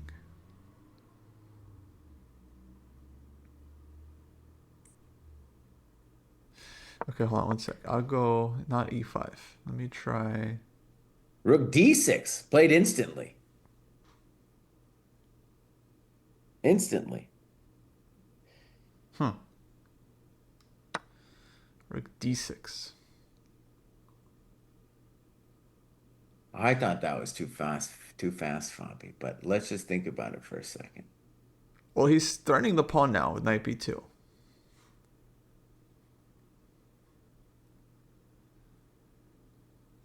So he's saying if you defend with rook b6 or something, then maybe knight f4 is like maybe a better version. Or maybe you can continue c5.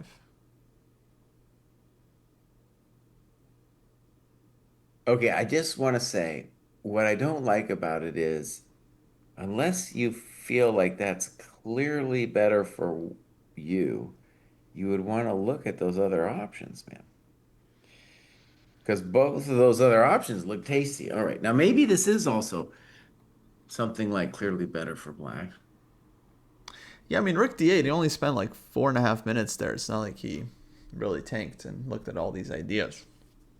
All right, Kostya, I'm going to try to defend white's honor on this rook d6 move. So e5, anyway.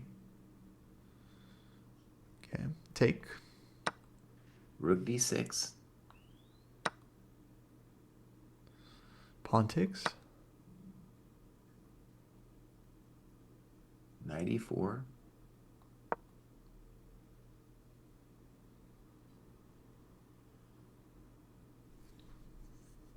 F4, by the way, was maybe let's start knight e4.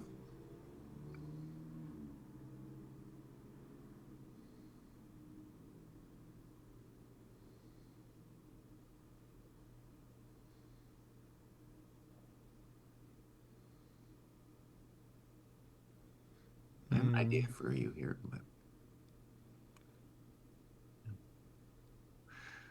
We go king e7. let me just say the idea for black could be d5, knight g5, king f6, knight h7, king f5. Sure. And that's at least a dangerous position, but king e7 might just be fine too. That looks well. Okay, what's your idea with f? You have some idea with f4, obviously. F4, knight d3. Rook c6.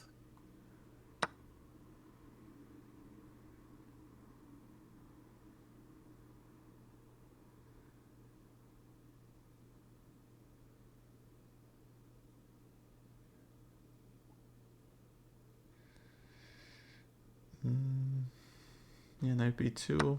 But yeah, I don't know. On knight b2, I have rook c7. Yeah.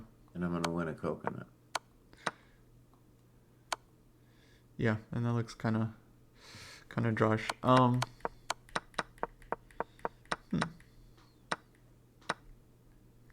knight e5, rook d6, pawn takes, knight e4. d5, I thought you'd go knight c5. Let's see here. d5, knight c5. Maybe.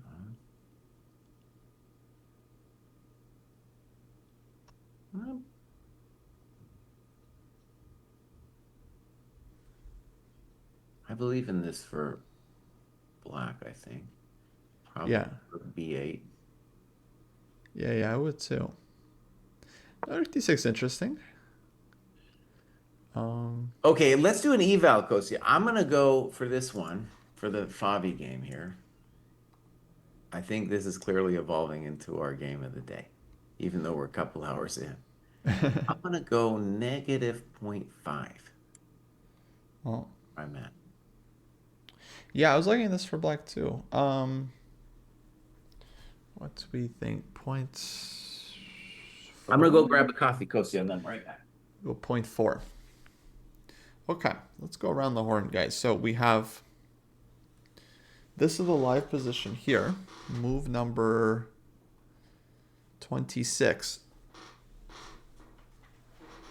for Mr. Ramesh Babu Pragnananda.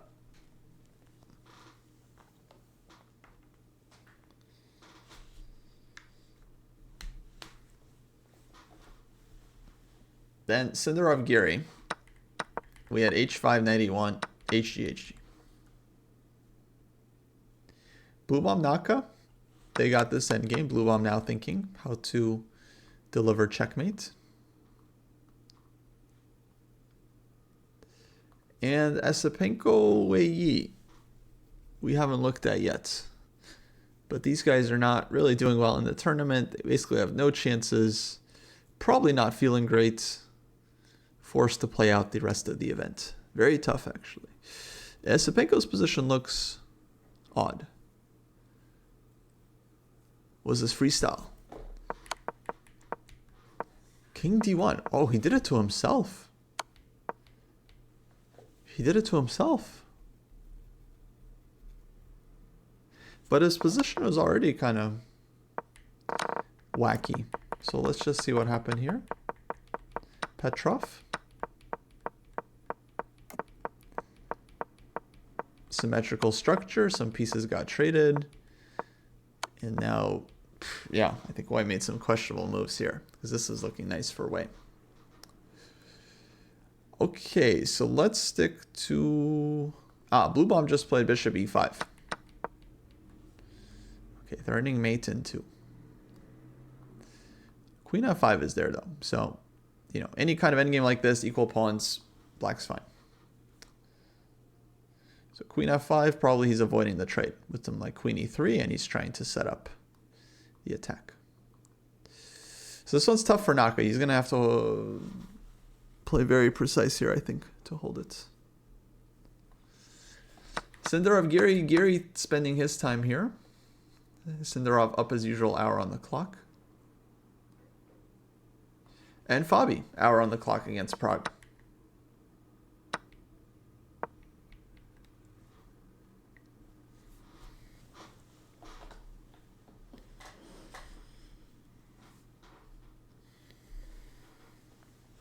Prague thing here. Yeah, this Esipenko game is weird. Like, did he really go king d1? Are we sure it wasn't castles? Queen a4, king b1. Like this. No, I'm pretty sure it wasn't that.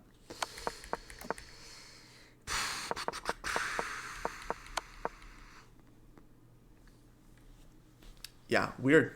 I don't really get what his idea is, because it's going to be hard to develop the king. Bishop a3 check. Black has all kinds of ideas to try and break through. Well, let's check the camera. We have the camera of the players, and camera is showing that king is on c1, guys. So yeah, this is the position they have in front of us. Unless AI has edited their position, you know, on the live stream.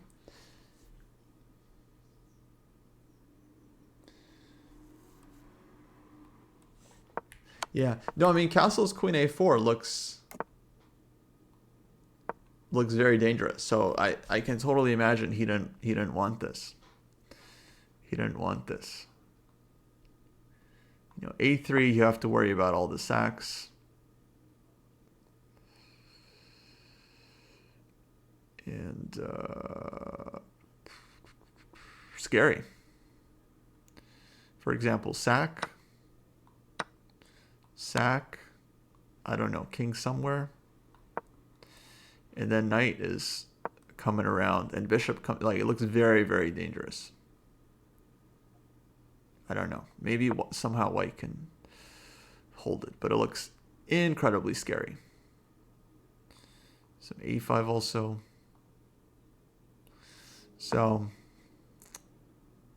yeah, it's not a move you would, you know, ever want to make. I do wonder why he didn't try to develop this way, like g3, bishop g2.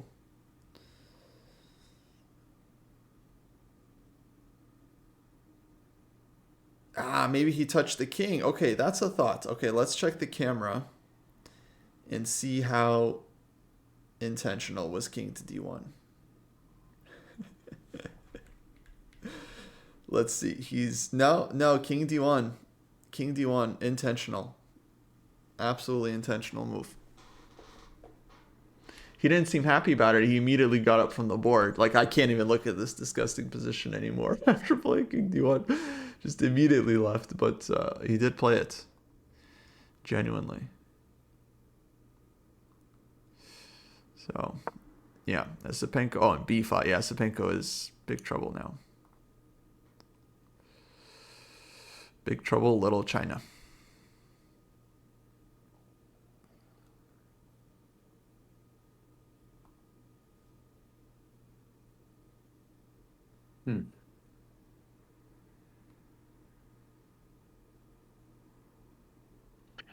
I think I might understand what h5 is about. Maybe. Maybe. I don't know. What, for Gary? Mm-hmm. Yeah. Just trading down, right? No? Well, so now he plays knight g6. Yeah. And let's just play knight g2 first. So he could do other things. Knight g2. Mm-hmm. And then knight e5. Mm-hmm. Let's say f3. We were talking about this. Now I can think about bishop g6. What about rook b3 though? Rook b3 too, actually. So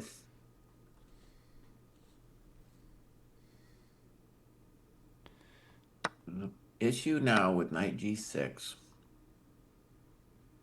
is we are creating a knight e5 question.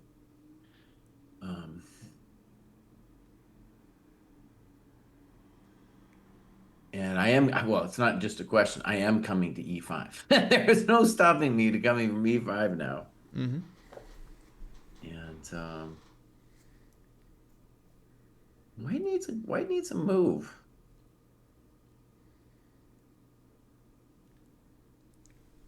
Well, you could start with knight d3.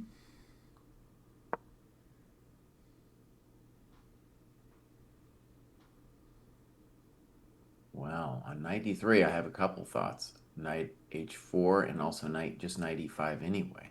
Mm-hmm.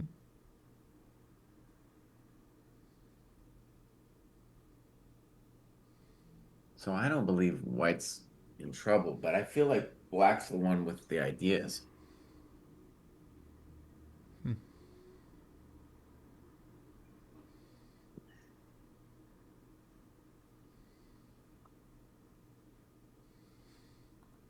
But I don't know. I mean, knight has a square on c5. It's nice for us.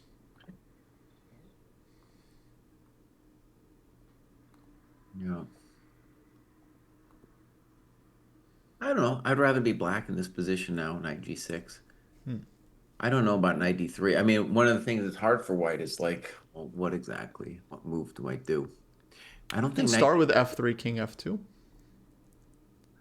good, and then that would be actually one of the nice things about that is at least shows the thing I was concerned about. So f3, knight e5, king f2. Now bishop g6. It feels like I'm cutting you a little bit from coming out and yada yada. Rook c3. To me, it feels like white's still microscopically inching forward. Pretty hard to move. No, but why? I want king g3. I want f4, knight g2. Okay. Yeah. So, anyways, after knight g6, white has to make a plan. I think f3, king f2, totally plausible. Yeah.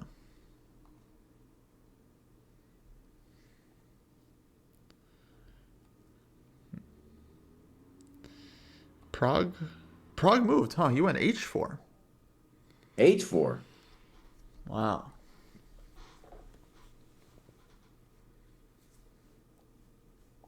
Okay, 11 minutes.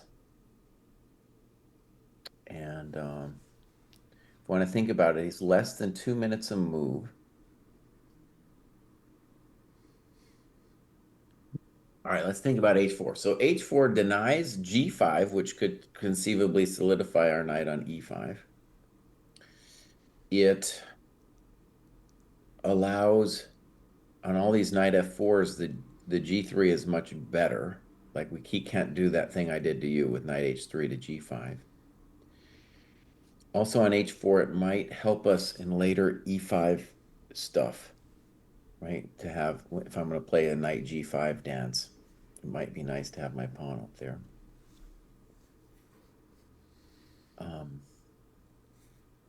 I think, though, Kostya, that maybe one thing we could say right away is if that's his best move, then maybe this rook d6 is obviously better than the moves that I was looking at.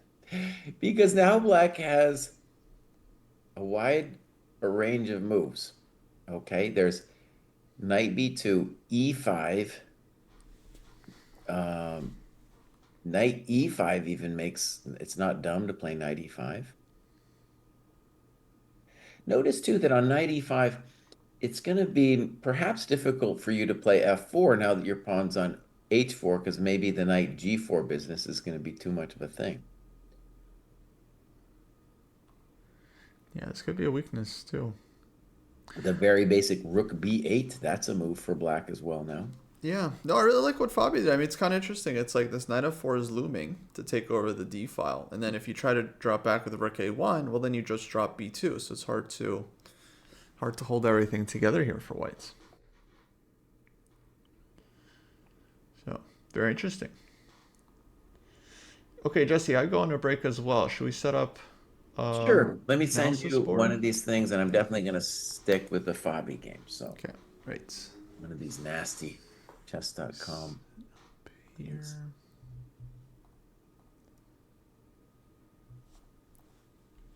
here. I load from Gim. Actually, I'll just send this to you first.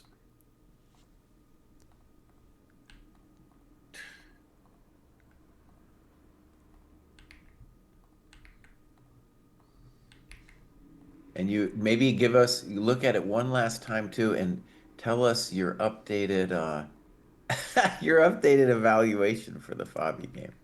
Mm-hmm. Yeah, let me think.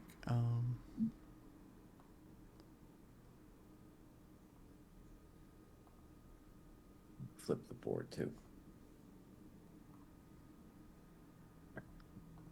And give it to us from Black's perspective. So Black at the bottom. Okay. Yes, 1 second.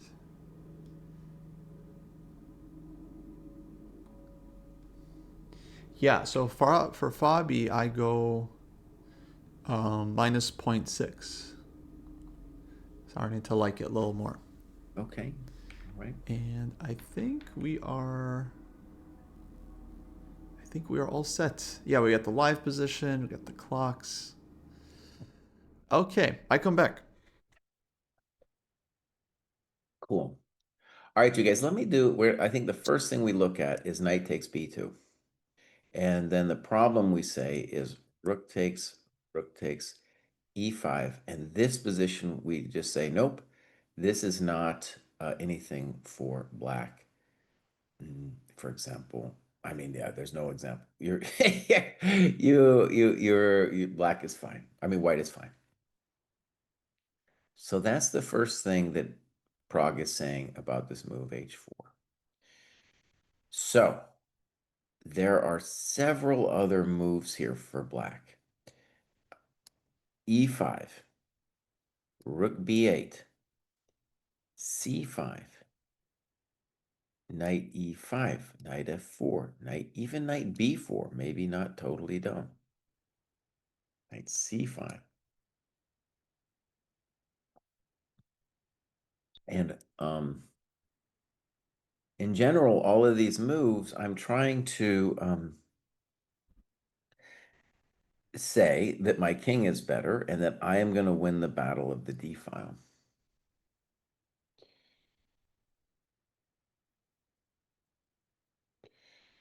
At the moment, the move that I like best is e5, though I might change my mind on it.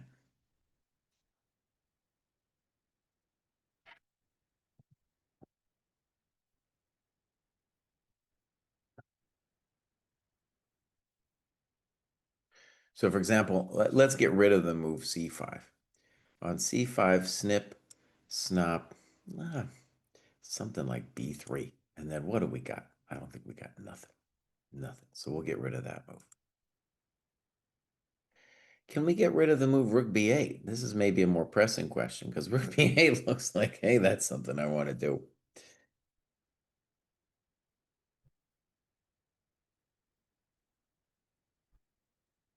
Maybe on rook b8, he can play knight a4.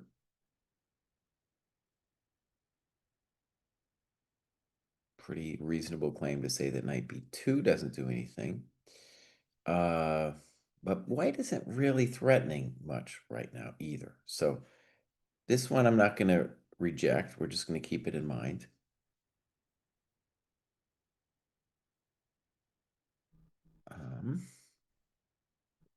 Just keeping my eyes on the other games.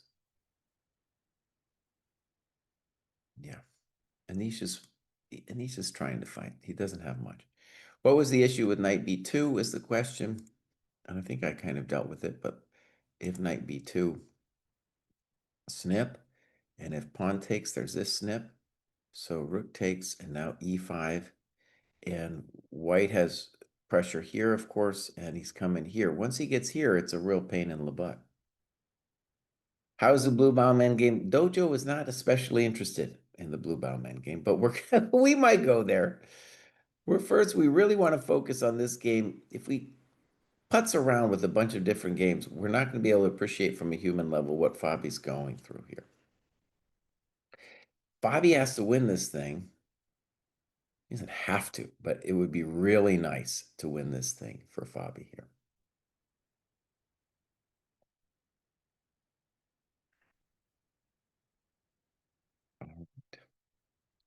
So, I mentioned e5, of course. That's the one I'm trending toward. Let's put on this move then, e5.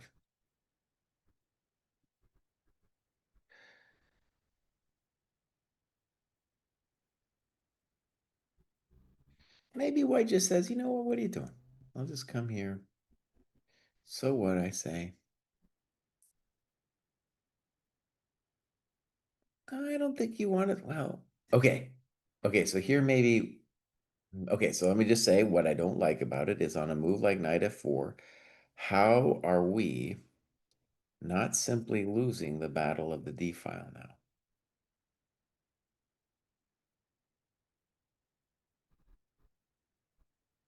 It seems like we are losing this battle.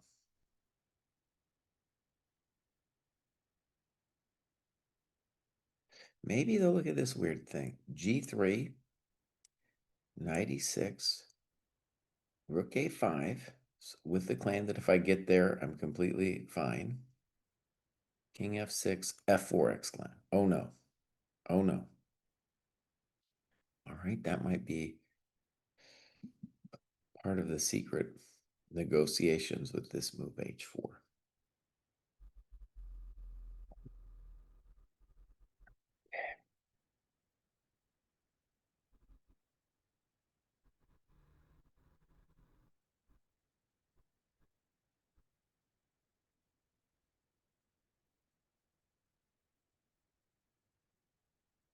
Hmm.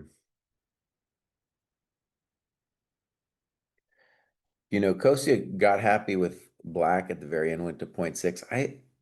I might dial it back. I might dial it back. I don't see anything special yet.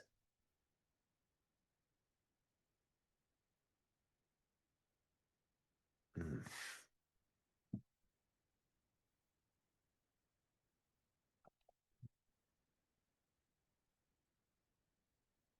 Did we talk fully about rook b8? We were thinking knight a4. There might be other moves besides knight a4.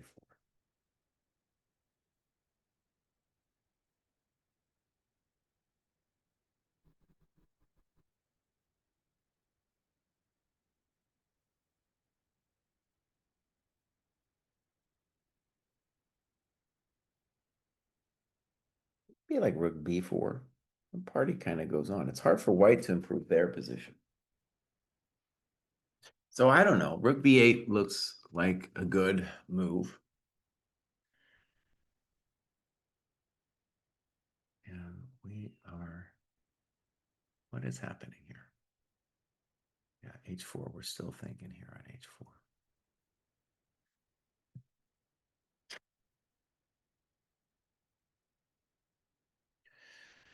Flying till fall. I think it's very impressive that you got the umlaut into your into the chat there. I don't know how you did that, bud. I don't know how you got the umlaut into the chat.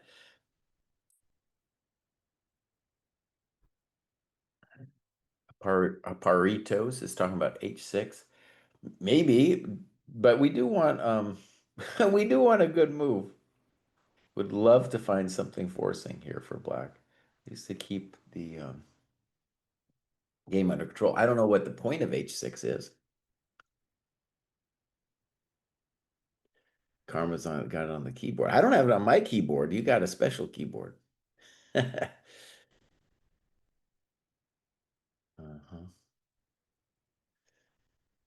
Talking about giving some rope. Giving some rope to Prague.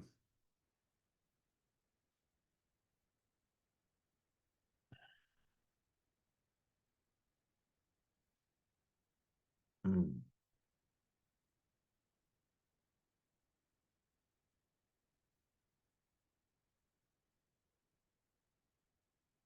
I think part of the interesting thing about h4 is I think what we're saying is that on knight e5, I'm going to take once and then claim that any f4, knight g4 is no big deal, and I'll still get the e5 thing in.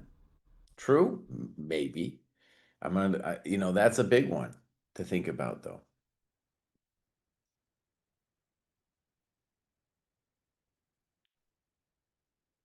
All right, because I am winning the d file.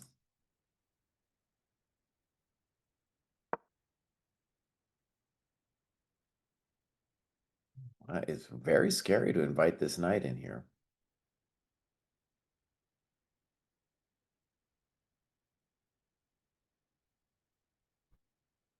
And if we imagine e5, rook d2, basic, rook c6, basic. And we'll say, we're fine. Any kind of knight e3, I'm always playing knight e4, knight g5. Now here's Aparitos. His h6 would come in useful if this ever goes down. Rook b8 on the board. All right, here we go. I feel like I'm a GM today. Now, did I absolutely call it? No, but that was the move that I couldn't find that seemed the clearest to me. Now, let's go back. So rook b8 is played. And I was looking at knight a4. Let's check it out to see how long it takes him. Let's think, are there other options besides knight a4?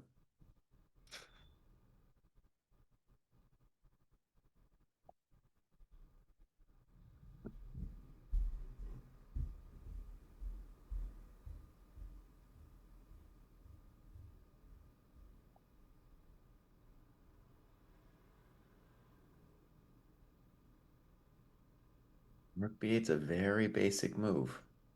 All right, 8, still got.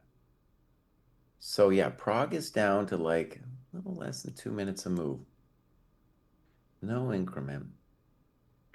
One thing that I think chess fans will find kind of hard, frustrating about this position is there's going to be a lot of hidden ideas, and it's going to be some deep calculation. The knight endgame in general is the most complicated thing ever. So I notice when I do the grad show every Wednesday, for example, that when we have players annotating their games, they will often not annotate it very deeply because they're just overwhelmed by all the choices that both sides have. And during the game, if I have a look at their time management, they often don't think too long here because they're not able to really think deeply about this kind of position because it's so hectic. Yeah. I like black. Well, I like black. I thought knight a4 was the best move. I've been trying to improve that knight forever. The knight might someday go to c5 or something like that. One of the nice things about seeing the knight go to a4, though, is now I'm not worried about e5 stuff anymore.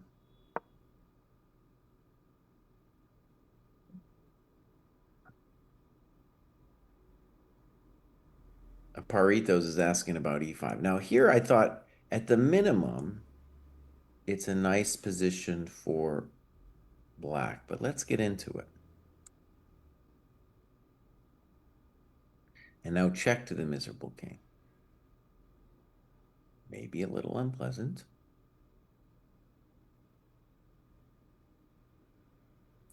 Now we want to say the obvious, that king f6, knight e4.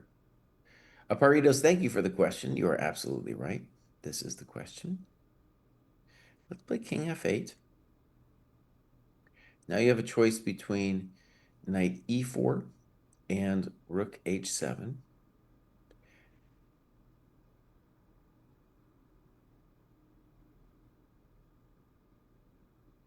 If I was white, I might consider the following. Knight e4, rook b2,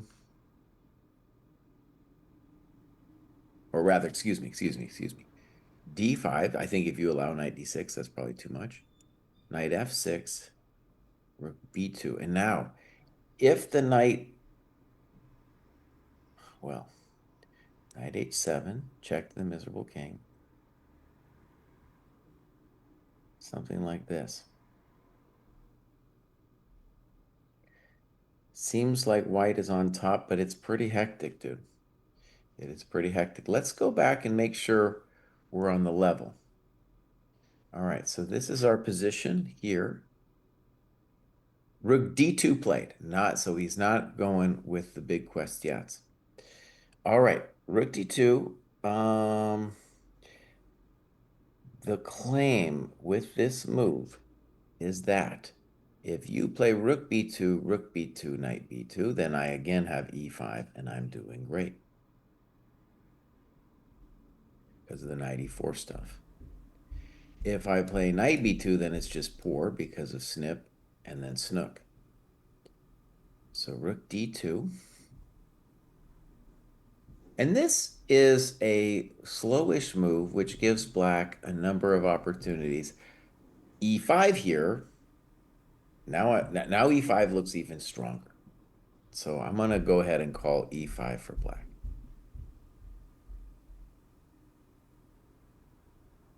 I think it's nice that we stop the e5 resource.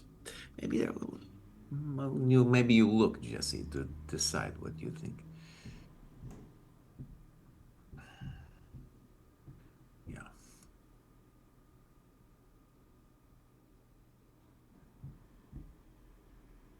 Right, if we decide that we cannot take on b2,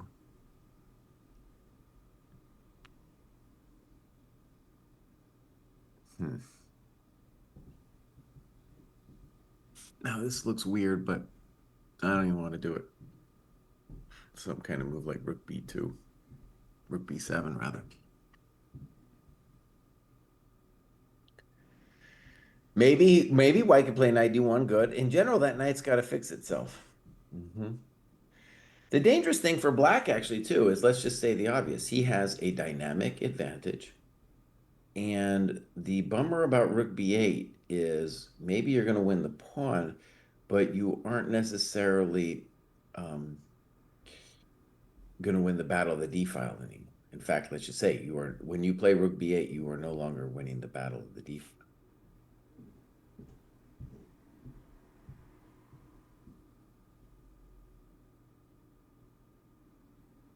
And if you lose the battle of the d file, a simple problem that you're faced with is if like your dynamic advantage fades and white consolidates with a move like knight d1, even if it's passive, then white can say, hey, I'm the one that's better, buddy. So maybe rook b2 was a good move, d2.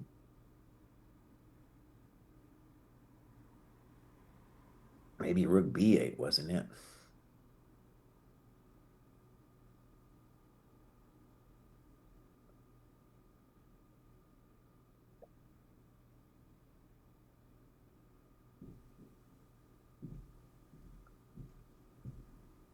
So for example, on my move e5, I don't like it after knight d1, honestly, just because I don't know what I'm doing. I might go back to d8 even here in this position. It's kind of weird, isn't it?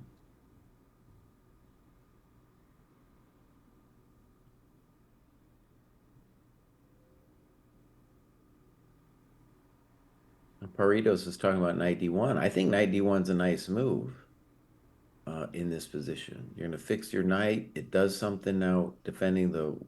Let's just say it. When you played rook b8, you took your eyes off of the d file where we had all those nice attacking variations. And so now I'm not sure. It's almost like the claim, like we're going to go to the b file. We're going to take the pawn, and that's how we're going to be better. No, but I don't know. I don't know.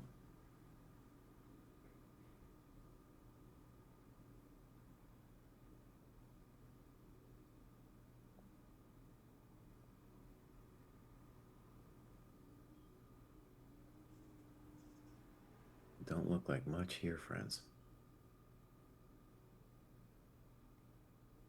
Hmm.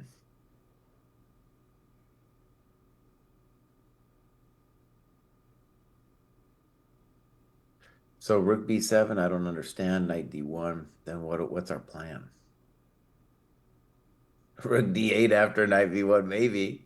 Seems pretty weird, but yeah, maybe we have to go back to d8, honestly, just because things are what they are. Also on rook b7, I don't think I'm threatening to take the pawn on b2 because we've just decided that knight b2, rook d6, ed, and rook c6, no, nothing. And if rook b2, then there's no point in playing the rook to b7. I don't know, Tavaska. We'll see. We'll see, buddy. Alrighty. What I miss? Well, we have some interesting things happening. And I think Prague is playing this well. So if we back up one move, Fabi played rook b8. And the drama with this move, Kostya, as I understand, is like with the doubled rooks, or as the kids like to call them, the stacked rooks on the d file, the double stack, we have potential plans of invading to d2 and getting some lunch. But with rook b8, now we give up on that plan and say, now I'm going to try it. My dream is to take the b pawn. And even though my structure is all nasty, to serve, come out upon a hit. But after rook b8, Prague calmly played rook d2. And the problem here is I don't see anything for Fabi after rook d2. Knight b2, it just looks like snip snap, rook takes c6, and I don't get it. If knight b2, I mean, it's all similar, right? It's all coming off. And wait, if rook b2, then what's happening there? So on rook b2, we have rook takes, knight takes e5. Uh-huh. And I didn't see it here because of you, old 94. Got it. Okay, let me try. Oh, I think I need control. Oh, yeah, let me give you some control. Everybody needs a little control. Okay. Yeah, I thought knight b4 is interesting. Should you look at knight b4? I thought two moves are interesting. Knight b4 and rook b3 followed by knight b4. All right, so let's first try knight b4. So rook takes d6, Yeah. rook a7. Yeah. But wait, why isn't white doing great? He's up a pawn. Look at that. Rook takes a7, Well, h7. I thought, okay, b pawn I'm definitely winning, right? And then I thought I'm going to be active after that. So that was kind of the idea. Okay, I don't know. Um, so for example, Win the b pawn though. I mean, I'm white's up a pawn here. White's up a pawn. okay, for the momentito, let's try knight d3. Okay. So rook d7, I want king e5. Or maybe d5. Maybe d5 is easier. All right. My mom said, well, she said a lot of things about this, but she said h5 was good, but also maybe knight d1. I don't know. Rook c7. Let's play h5. I don't know. Okay. Take.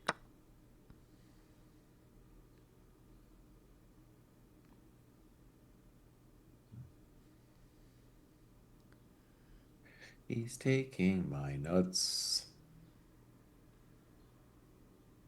Oh, maybe you got a little something. Okay, so we'll mention knight b4 as a move. It's very hard for me to believe after rook a7. Mm-hmm. King f6. Yeah, it's just very hard for me to believe. Even the move instead of rook h7, the But move why is it f4. hard to believe? Isn't like I mean the king is better for black, yeah? And like we get rook b2, we cut off white's king. Oh, okay. I mean, also because when you played knight b4, you are cutting your own rook off. Hmm. and you're just going to have end up coming back. Yeah.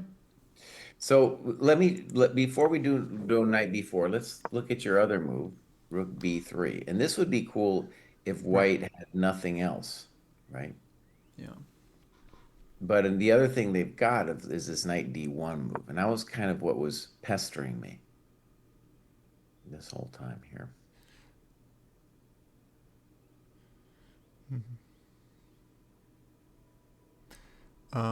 Okay, maybe we start with h5. After knight d1. Yeah. Tell me, so this is just to hold the pawn. Yeah, I want to go knight b4. Yeah. I feel like if I get knight b4 without giving the pawn, then it's like, it's got to be really good. c5 was a thought too, yeah.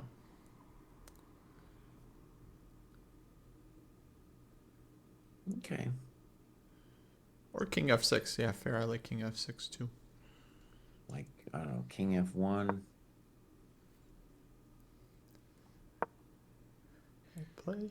Rook takes. Pawn takes. So now rook b6 seems annoying. Play rook b6. Mm-hmm.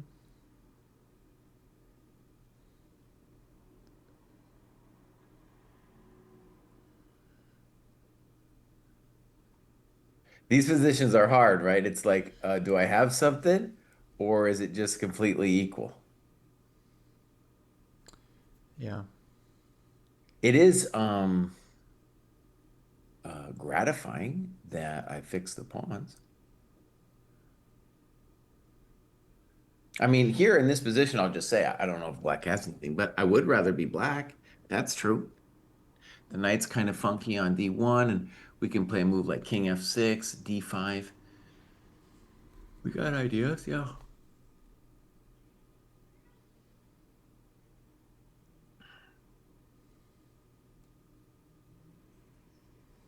Why can't the knight take on b2 after king f1?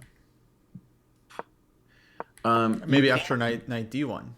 after knight d1, yeah. We can look at it, but the grief there on knight b2 is I go rook d6, ed, knight b2, rook c6, and then we've got to believe that white's okay. I mean, I think it's kind of concrete too still because if like I think if black could play rook d2 without dropping the pawn with rook c7 or forcing the king to go back to g8, then like then black can play there. If we had h5 in, for example, go rook d2, then that still Oh. looks like something. I don't know, buddy, but okay. No, Okay. Well, we can talk about it. I don't know. We're not up a pawn or anything. I know, but it's just like everything comes in. But yeah, here I think it's just kind of immediate draw because this is hanging, and then rook c7 check. If we either give the pawn or we go to g8, which then we have no advantage. So, um, Bobby's tanking pretty good here. So let's think about his options. So rook yeah, I feel like d2 he has a on the lot of board. moves because he can also like in all these lines at any point he can throw in king f6 or h5 to kind of improve on all these variations. Right.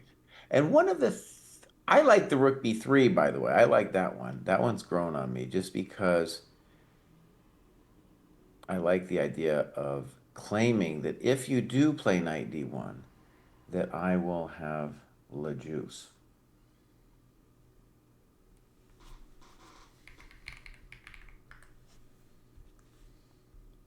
Hmm.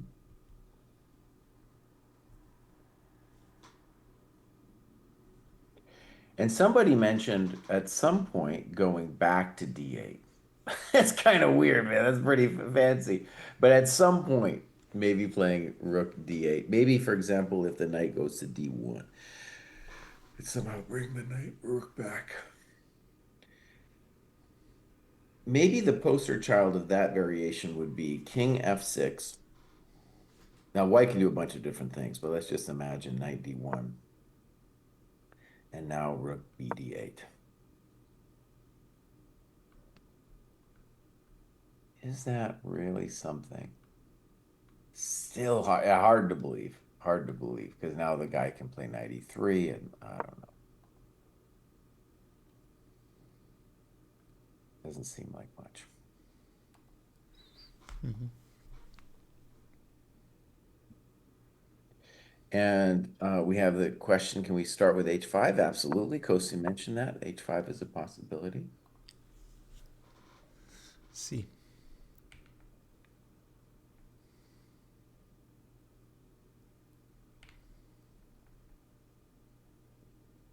Yeah. Bobby's going to tank pretty good. So it would be really, the ideal for Fabi would be find some variation with some tricks that's kind of forcing and, you know, kind of have it planned out a little bit, even if you take 15 minutes and see if you can really create some interesting problems for white. Mm-hmm. But this is the kind of position I think Fabi's really, really very good in. Dude, Fabi's amazing at this position. Yep. And it's honestly it's such a joy to like hear him in the press conferences sometimes when he starts like rattling variations, like things he saw, and it's just like, oh my god, just like I mean, the quality is obviously very good, but for me, it's really the quantity that impresses me. It's just like how much he sees. Just like lots and lots of lines. And like, oh yeah, and this doesn't work because of this 6-move variation, and this doesn't work because of this. It's like, oof. Dude, Naka has this like basically the same end game he had against Fabi, but with colors flipped of the bishops. So Fabi had like light scored bishop. Here he's suffering with. I haven't looked yet. Do you think the blue baum has a good chance to take him down? I think it's very unpleasant. He's not down a pawn like he was against Fabi, but I think it looks very unpleasant to me. It's just like a free attack with the opposite color bishops. But my guess is it should be a draw. Yeah, actually, I think this should be too hard. Should be too hard, but you know. Fabi's the only one, but the reason Fabi should win this tournament, he's the only one that can take Blue Baum down. Nobody else. That's true. Take this man down. That's true. Yeah, it made it look pretty straightforward too.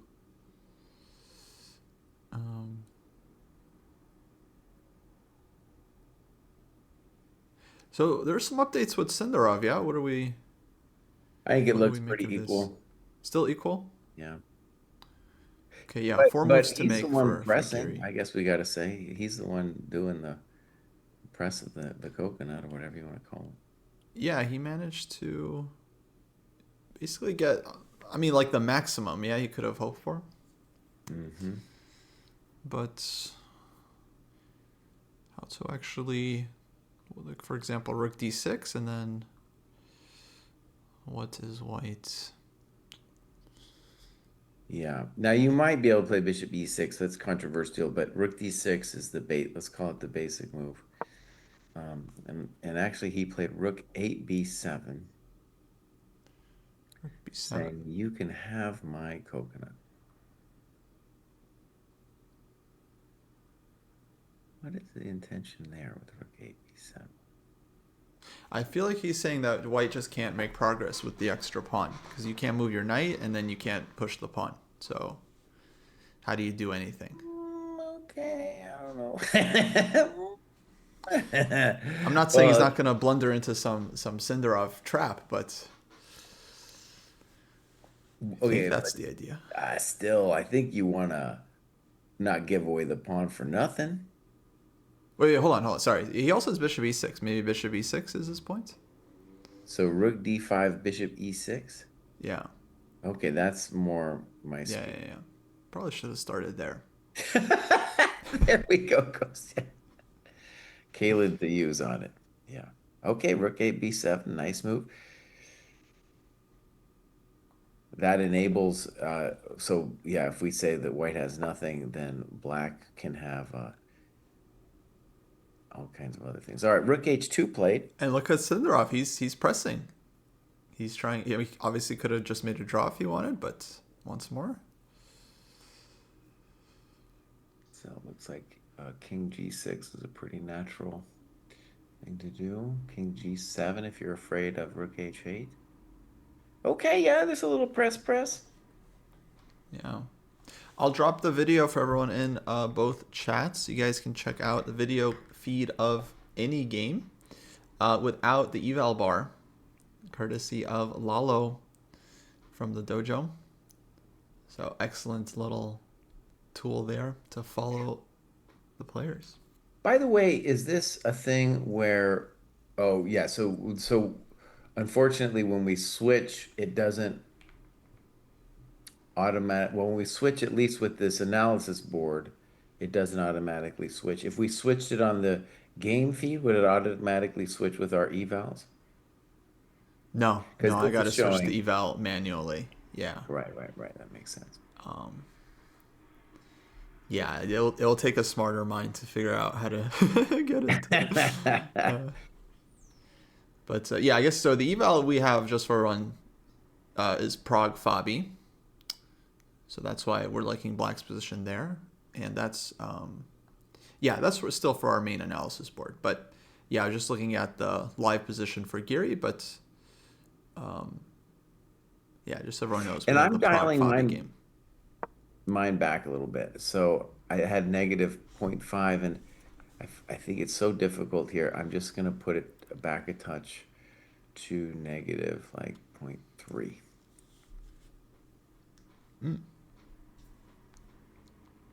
Interesting.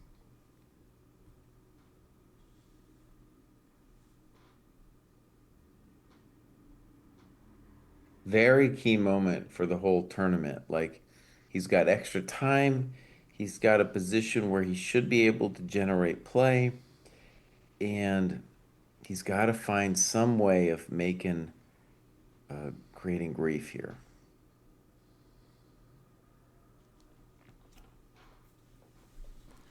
Yeah.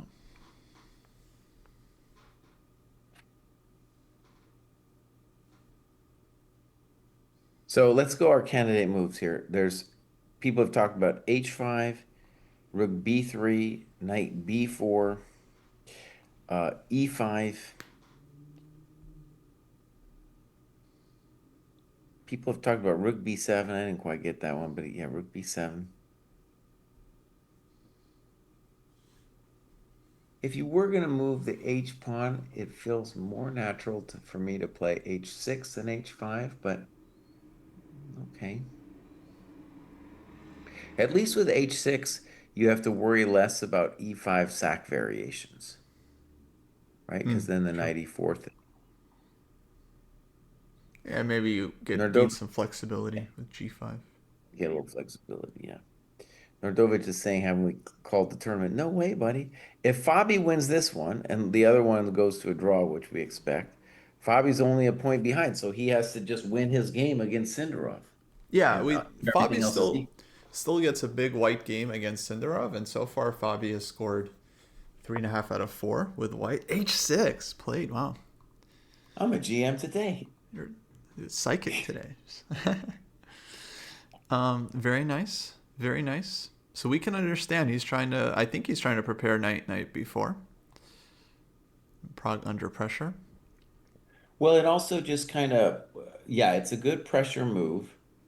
Gets a little flexibility, and I think White had earlier chances to play e5, and I thought that position seemed like the one for White to play.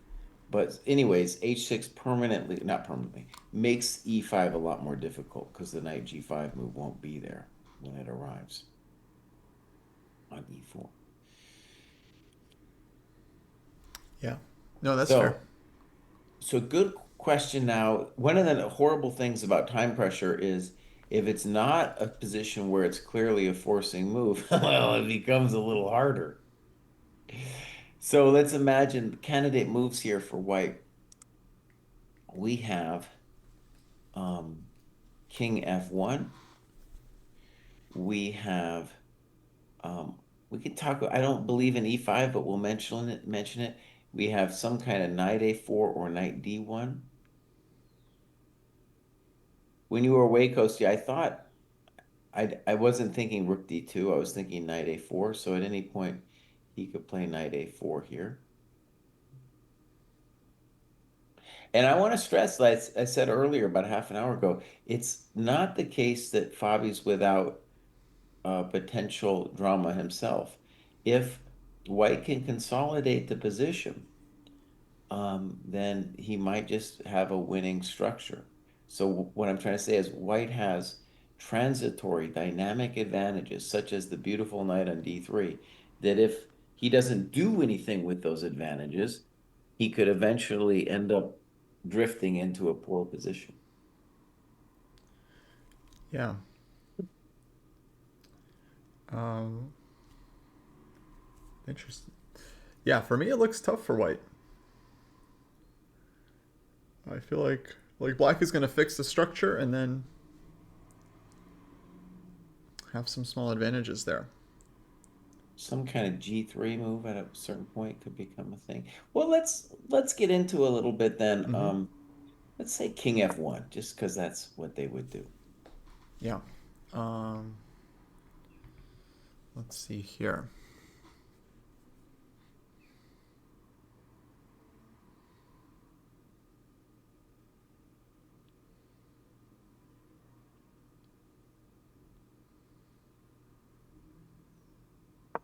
Knight e5.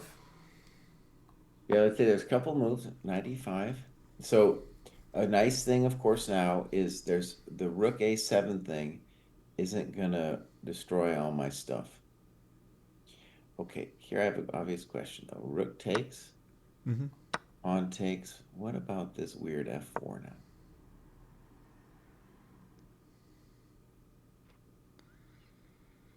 Very concrete. Yeah, knight d3. I'm just gonna take on c6, see what happens. b2. All right, I'm gonna take on d6 and see what happens.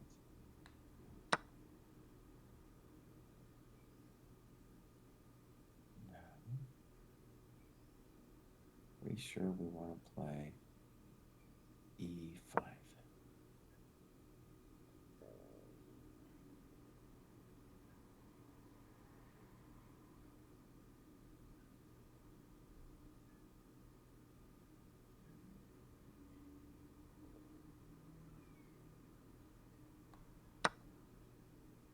Knight e4.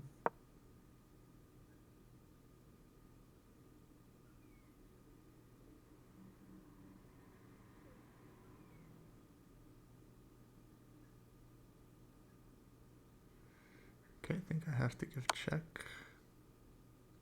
I don't know which way I'm supposed to go. Let's go to e1.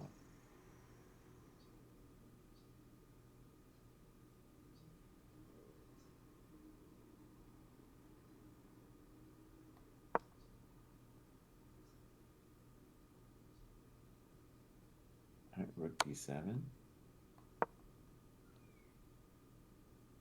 Let's just put it on g7.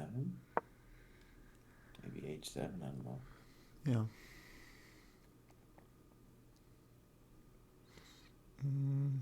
Oh, here? Let me go. Maybe it doesn't matter. Yeah, I'll go h7.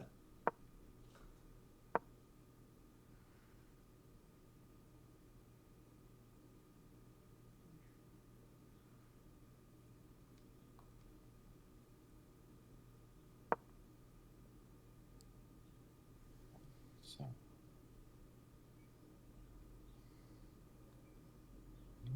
playing.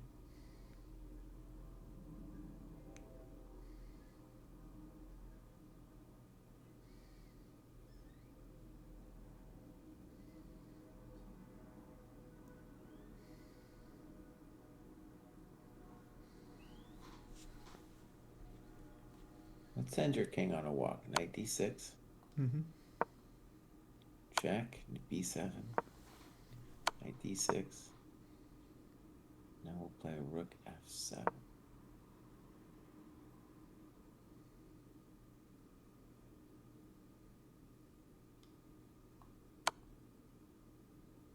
Oh, that was no good. It was that one, Kraai. Okay. I was being so fancy. All right, that was a good sample variation. Let's see. Let's make sure they haven't moved yet. We got to move knight D1. Right. Okay. So there's a guy in chat. I haven't seen him in a while. Oh, there he is, Aparitos. And he was talking about knight D1 about an hour ago. So knight D1 makes a lot of sense. And one of the questions, okay, with knight D1 is when we transition, when black gets to decide how we transition with knight C5, knight B4, all this stuff, then is the knight poor on D1?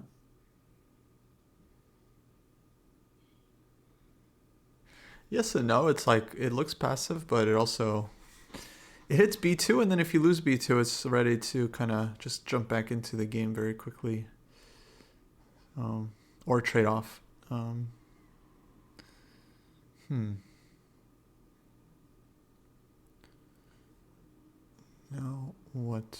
Um, Let's try your fancy move, rook B3 here, Kostya.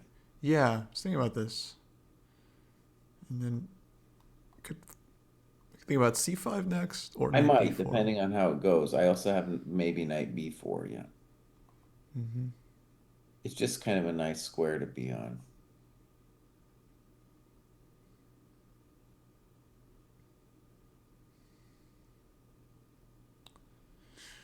Maybe we should check Sindarov game, huh?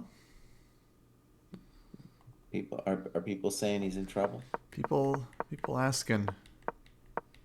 So rook d6, king f2, king g7, rook a5. White does have ideas coming around to the back rank. Good news for black is he's going to have more time in just a half a second. Yeah, he needs to make two moves though. Actually, it is kind of feels like key moment. And one critical weird thing is that because of the way black's pieces are, like I can't put pressure on the d4 square, which is normally the way you get out of this kind of mess. So rook b4, king e3, and then I don't got anything. Mm-hmm.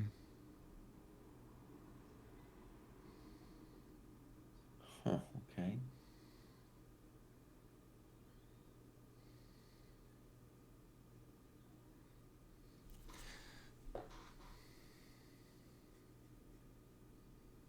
Wow, dude, if he won this position. Oh shit. Oh shit. It's unpleasant, dude. It It's is. unpleasant because the bishop can't really move anywhere cool. It's 3 minutes. Sindarov not at the board. No, he's never at the board, dude. He's like, huh? My opponents just think and think and think. Just chilling. Just as easy game.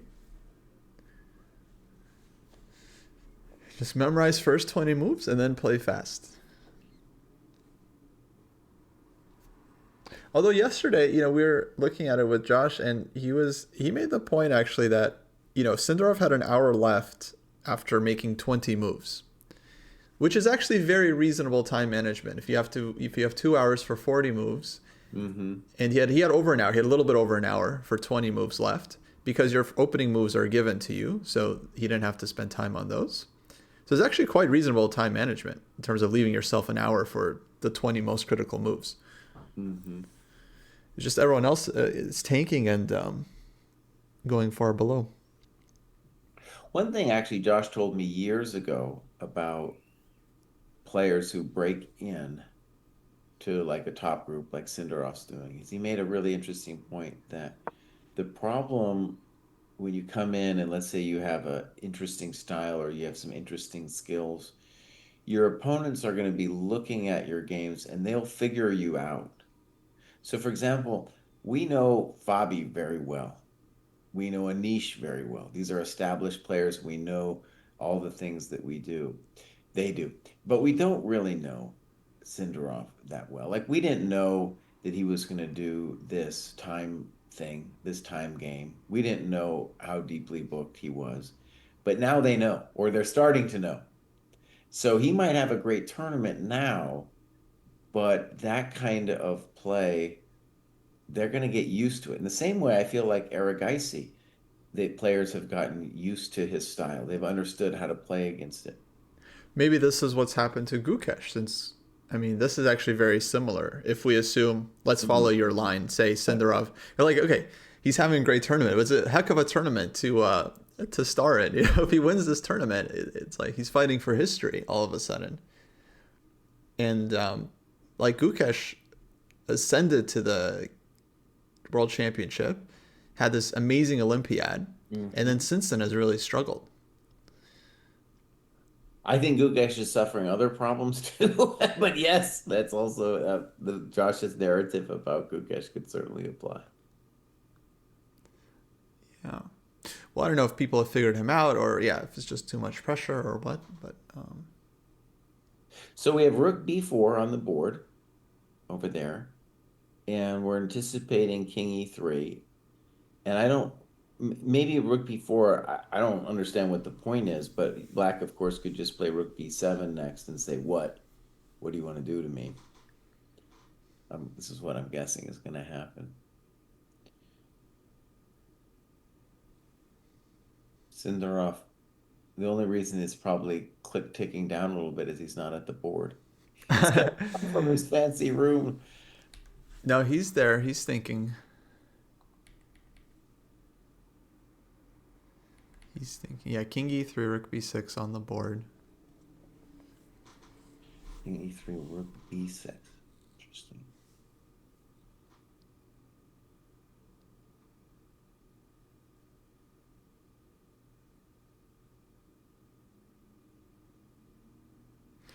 I mean, if he wins this candidates and then wins the match, I mean, it's like one of the most incredible rises in recent history. You know, it feels Tall-esque, right? Tall won the candidates when he was super young and then wins the world championship at like 22. Kind of coming out of nowhere, right? Like crushing everyone, his famous style, and then defeating Botvinnik as well. And it's like, yeah, Sindarov came out of nowhere. Imagine winning a candidates just by putting pressure on the clock. Wait a second, Kostya. Let's go to this position with King E3, Rook DB6. Yeah. All right, riddle me this. What is going on with Rook D5 now? Definitely take. So Bishop E6. Bishop E6. Oh, it's check. When I play Knight takes Bishop, it's check. If it wasn't check, I was thinking Rook D7 was going to be a little bit of a hell of a drug, but it's Okay. But I still don't know if I'm convinced. So Bishop E6, let's go Rook D8. I don't think you can't play Bishop takes B3 anymore because of the Knight A5 drama.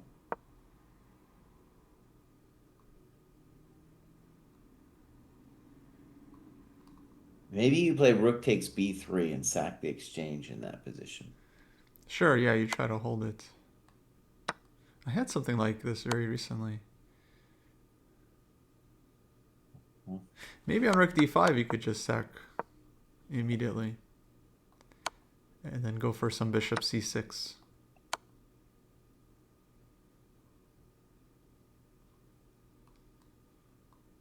Right. And so in that kind of position, we say the bishop parks itself on a square like G6 and says, no way, buddy. You're never, even if you trade rooks, you're never going to have enough sauce. Really? I think trading rooks, that wouldn't be dangerous? Well, the general theory is right. Like if you have the bishop on the opposite color, it's very difficult. Opposite color of the pawns. In fact, there's the famous position where there's 3 pawns on the board and white has to play an amazing breakthrough to get through, where 2 pawns on the board should just be easy peasy. But black also doesn't have to trade rooks.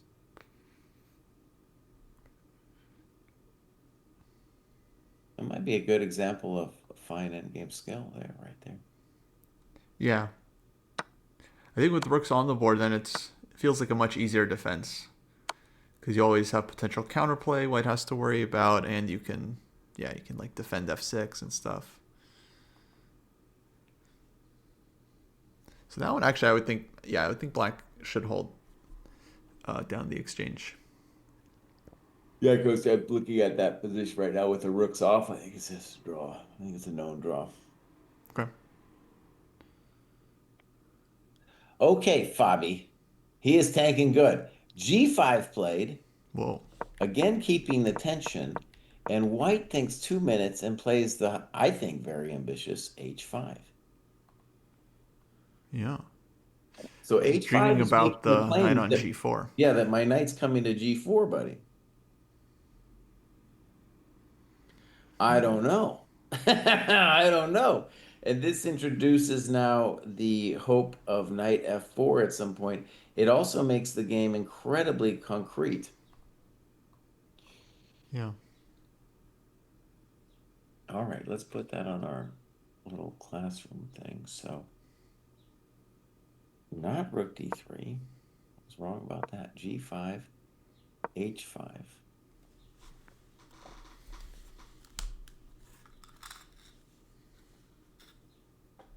Okay, so here we are.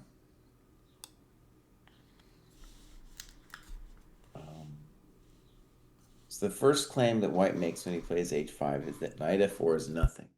Because I snip, snop, take on C6, no problemo.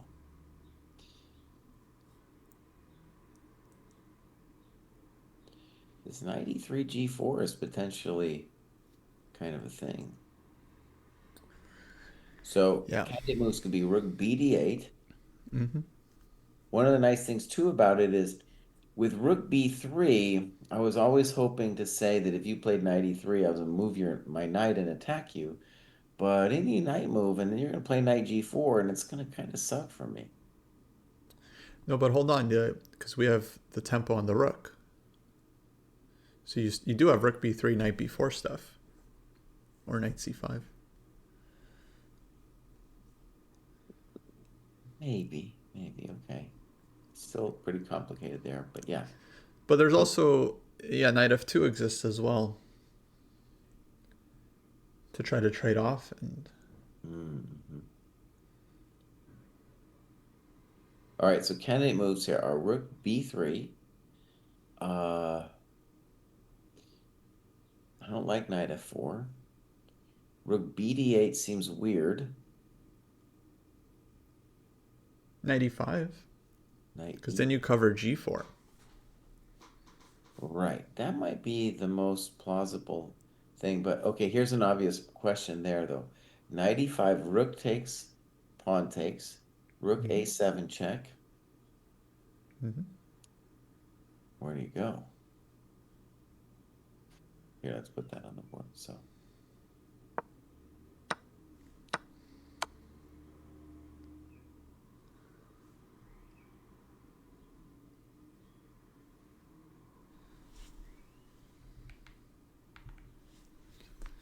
I don't like it.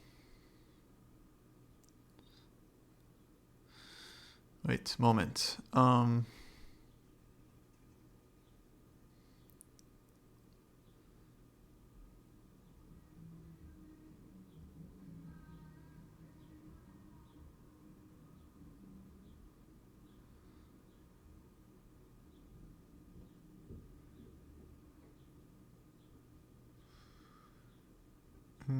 Yeah. I feel like black could get more, or should play for more. Okay, let's go back then. Yeah.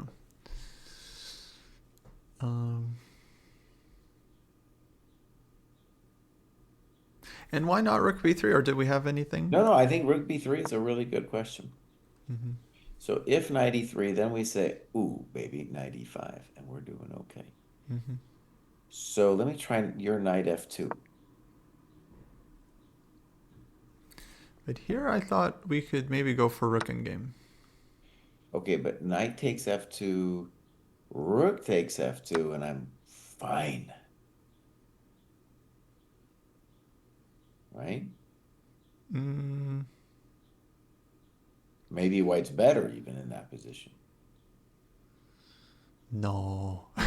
Well, I'm not worse, right? I mean, I Okay. got your main beast off the board, and I still have the better structure. But I go c5, but black is so active. Well, we're not worse here. Rook A5. Yeah, maybe white's not worse, but I think All right, let's see if we can come up with something better I don't for think black. black's worse. Yeah, either. But yeah, we don't have to trade. Okay, so knight f2. Yeah, I didn't realize rook f2 is possible. So knight f2, then let's say knight e5 there. 95, good. I think Yeah. that's the right question. Now, it's still the same, though. We go snip, Mm-hmm. pawn takes, rook A7, check. Oh, no. It's similar. Yeah. Um. Well,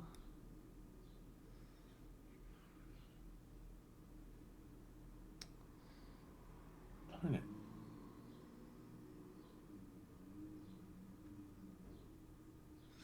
okay. Yeah, this is a problem. Okay. Now we understand a little bit. Now we understand. Okay. So, rook B3, we don't understand. This whole knight F2 thing is a real pain in the butt.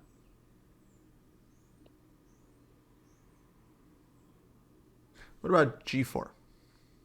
G4 is interesting, and I also want to mention the move we mentioned 1,000 years ago with rook B D8. Mm-hmm.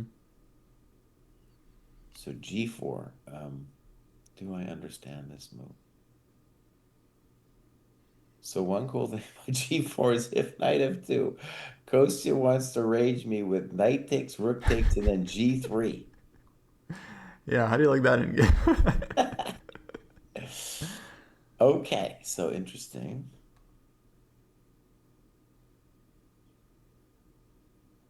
Um,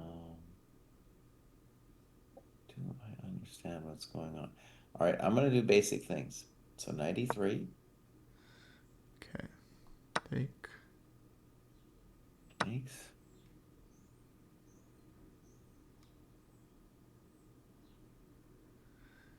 We have a few moves maybe here.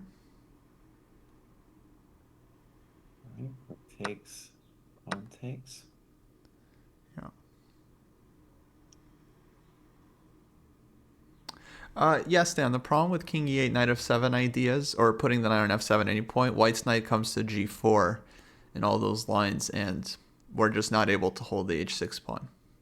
We didn't really go into it, but that's why we have been rejecting all the lines with rook a7 check. Just no way to hold h6. Or if king g8, there's like rook e7 always and stuff. Okay, so this one. Annoying move. Okay, gotta go here. Don't go knight g4. Actually, you can. Knight g4 is possible. Damn. But just rook A7, basic is all get out. Fine. Also, okay. King f6. Um. Oh, show it to him, Kostya. Beautiful. Okay. Well, actually, I mean, I'm not totally convinced here just yet. King f8. Oh, I don't know why white is worse, honestly. My rook's coming into. I got F5, I got knight G4. Yeah, white's okay. Okay.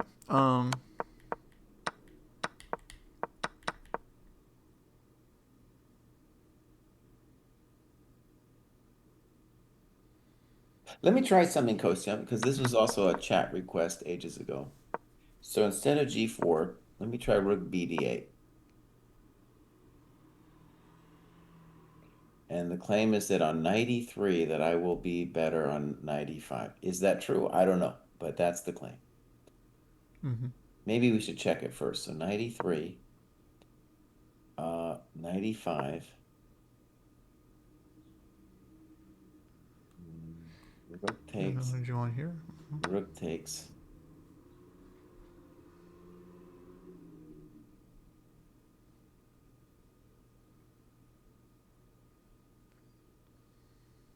And the claim is that I will come to D2 and I will be better.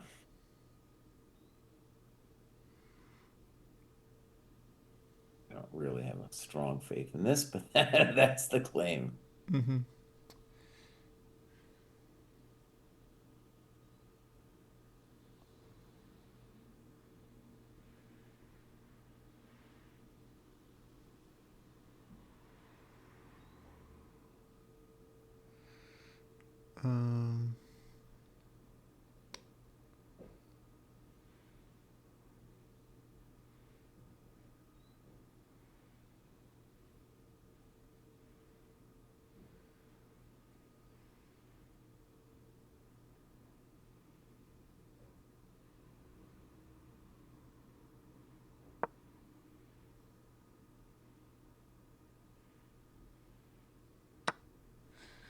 Wait, do we have moves?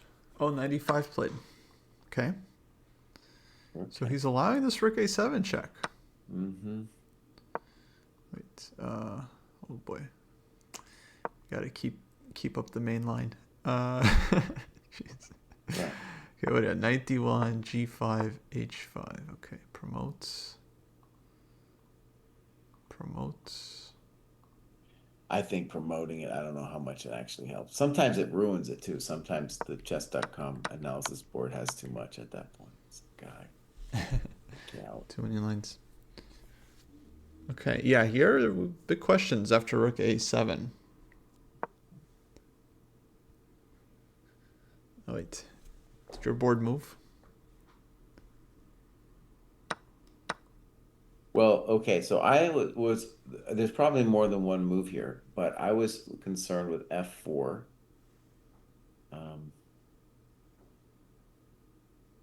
Oh, wait a sec. No. I'm sorry. Yeah, too many lines, Kraai. Too many lines. Hold on, I'm in the wrong position. I'll take us back here.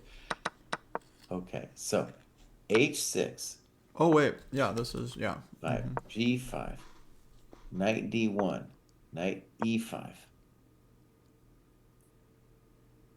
Right. Rook takes, pawn takes is our current position. Yeah. And he did give check. Now, see what happened? It just reverted. Chess.com didn't like it, the analysis board. It reverted to an earlier position on our board. Oh, it's because I'm trying to promote the variations. It doesn't like it. Yeah. It doesn't like the promotion. That's what I was trying to say. Okay, but it should. It should, but yeah, trust me. Wait. I've been to this rodeo before. Wait, so I refresh and where? Oh, it's still on e5. Yeah, it doesn't like. Okay. It doesn't like anything. Okay, sorry. All right, let's find it again. You could also just load the current game up and add it as a new game. It might be easier for the machine to like digest. Right. But I like having the analysis here. Okay, so this is what we have. Now we have rook a7 and king f8 played. Okay. King f8. All right. Interesting. So the first claim is that rook h7 is met by knight f7. Yeah. And then we win.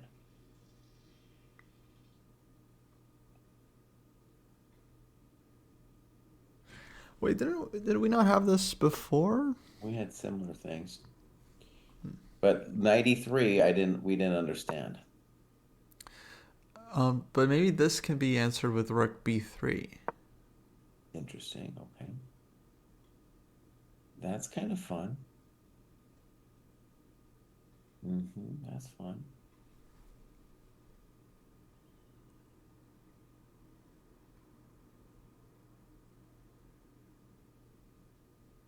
Now, let me just say, as an example with this, like let's say rook b3. Let's say I just played knight g4 like an idiot. Am I still drawing that? FG. So rook h7 is the quote-unquote threat. g3. Okay, rook h7.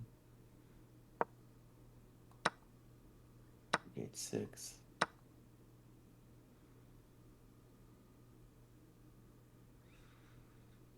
Looks like a pawn, yeah? Well, at the minimum, it's a spicy position. I believe I'm white, though, because like rook h7 and I cut your king off. It's complicated, but I believe I'm kind of... See, the whole thing in the game position, too. I'm unconvinced with Fabi's position because white's rook. White's got a good rook. Yeah, white has nice rook, yeah.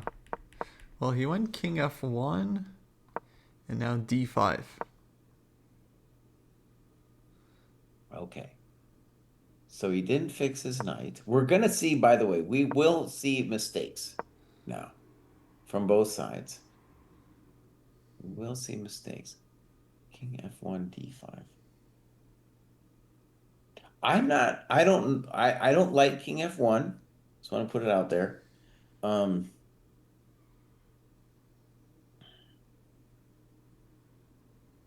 The claim of king f1 is that he can just sit there while I improve my position. And maybe it's true.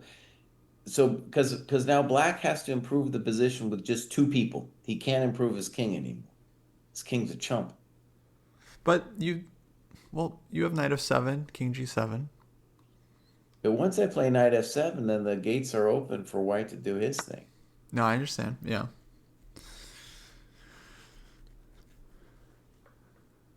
And even then, let's imagine knight f7, king g7, king f6. You still want to move the knight, and then you still have to worry about rook h7. True. Okay, takes on the board. My guess is he's going. It's a hard call. It's not obvious. One thing I like about takes is then it's a hard call for white, and then you're gonna know. You're gonna know what the board is looking like after. Yeah. So let's see. The drawbacks of ED are maybe somehow like the f5 square you lose. Yeah. So he did take C pretty quickly too, given he has some clock. Mm-hmm. I think intuitively it makes a little sense to me to play CD. So now it's easier for him to protect his pawns. Like one nice thing for black is now he doesn't have to worry about a C pawn anymore. True.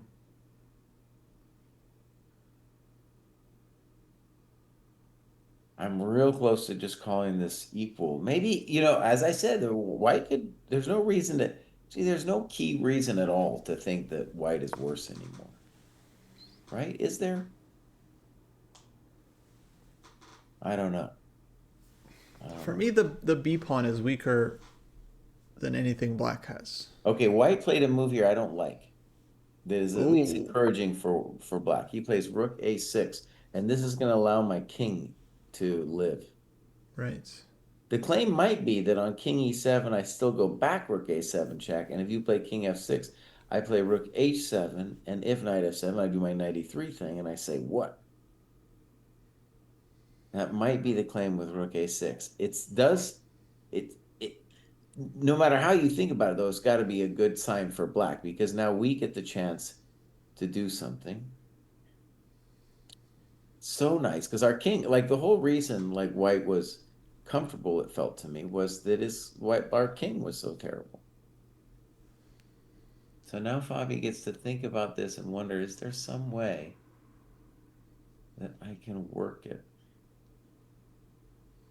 Yeah, Prague is really banking on this knight g4 plan. King e7, rook a7, knight d7. Probably just knight e3 and knight g4. Yep. And this is the whole thing with h5 is like eventually to gain counterplay on the h6 pawn, both with the rook, with rook h7 ideas, and also with the knight. For sure, he wouldn't go rook a6 without having a concrete line here. So yeah, I feel like Prague is in control.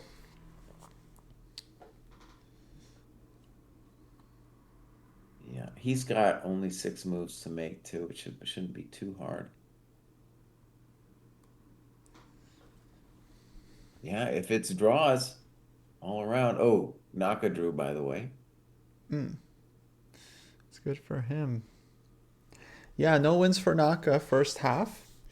Did anyone see that coming? Well, By the way, my friends, we got this Rook's exchange sacrifice in the Syndorov game. yeah. I think Gary's holding that one. And right, my claim is that it's a draw. And the position I'm trying to recall. So imagine, Kostya, I think the standard theoretical position is if you imagine white pawns on f4, g3, h4, black pawns on f5, g6, h5. Okay, and we're going to give black the rook, and we're going to say if white has the bad bishop, then it's immediately over because the black king walks in. Mm-hmm. But if he's got the good bishop, so a pawn like a bishop, say on f3, Yeah. so that position is winning for black because black can arrange a g5 break. Mm-hmm. And it's really hectic. There's a lot of analysis on it. So the reason that I'm saying that the a niche position is easily drawing is there's less, there's considerably less pawns, considerably less opportunity to do some kind of fancy break like that. Yeah, but it's not quite the same structure though. It's pretty close. But the difference is that, like, for example, with the Giri game, White has the plan to put, without rooks, a king on e7, and then put the rook on the sixth rank and just go after the f pawn. Well, here in our current game position, there's a big question. Black could either, if he takes the rook, that means he's just going for this theoretical position that I'm looking at. I don't know if he has to. I feel like he could try to keep the rooks on the board too. And it looks like he's also in agony over this decision. Like, does he think it's a draw or no? Well, also, is it easier to just keep the rooks on the board? Yeah, I feel like I would just keep the rooks on because I feel like it's He easier. takes it, Kostya. See, this, Takes. by the way, Kostya, this is that fundamental endgame is something you should know, my friend. That's something you should know. That F4 G3 H4 position, that's like, oh, Kostya, that's one of the end games you should. I do know that one. I knew exactly what you were talking about. Well, anyways, if you do that one, you'd be like, oh, this one's a draw. I But think you're, it's not the same. That's why I was thinking but about it. you're thinking like you're gonna push my king to the eighth, and it doesn't happen. No, no, I just want to bring my white king to e7. And how about F5 immediate to mom? What are we even talking? Okay, but that's a concrete draw versus No, I this think position even is without, holding. if it was white to move too. I mean, I don't know how you stop F5, but also even if I don't play F5, I don't see how you win. Well, I just said I bring the king to e7 and rook to the sixth. Okay, so what I'm trying to say is that other position with F4, G3, H4, people have analyzed it to death. Can the black king come in? If But it's not the same structure. It's here it's f6 g5. You're talking about f5 g6 with a dark squared bishop.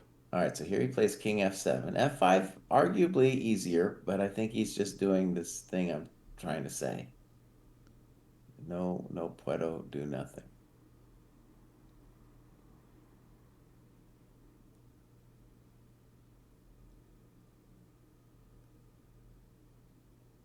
I definitely think if Gary went for this, then he must be very confident that it's a draw. So I certainly trust him. I mean, it's the kind of position that even if you know it's a theoretical draw, you could blow it, right? You could still find a way to blow it. It's not like it's immune. No, but like okay, so the the, the one you're talking about with like 3 versus 3 or 2 versus 2, I feel like that one is not hard to blow, or, Yeah. or not easy. Excuse me, not easy to blow it because Well, it's like you're just I kind of think holding on. if you let him do some kind of pinning you to the back rank, for example, even then, I don't know. I don't think so. I think that one's maybe a good way to talk about it, Kostya, is to improve the the white position significantly. Like put the rook on c7, the king goes to f8, and then ask yourself, is that one winning? And I think the answer is no, because the king stays on f8 and you dance the bishop back and forth. And yeah, there's no entry. So, right, that's a good limit case question, right? So, like, even if you allow the dramatic case where the king gets shoved all the way back, yeah, I still think that's nothing.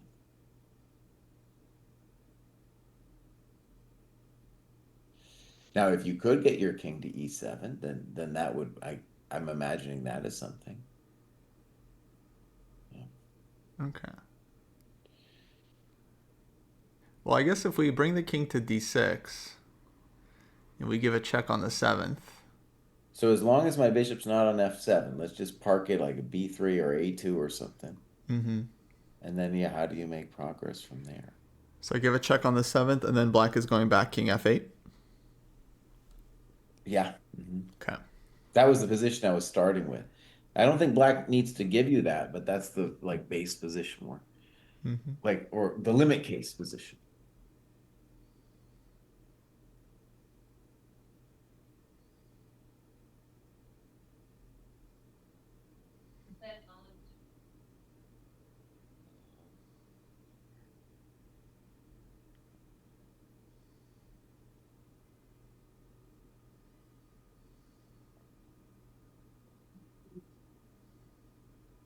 Lars is saying rook plus f pawn versus bishop is a draw, according to Sabo Yeah. Botvinnik. Yeah. Rook plus f pawn. Wait, this one I'm not familiar with. Rook and extra f pawn is a draw?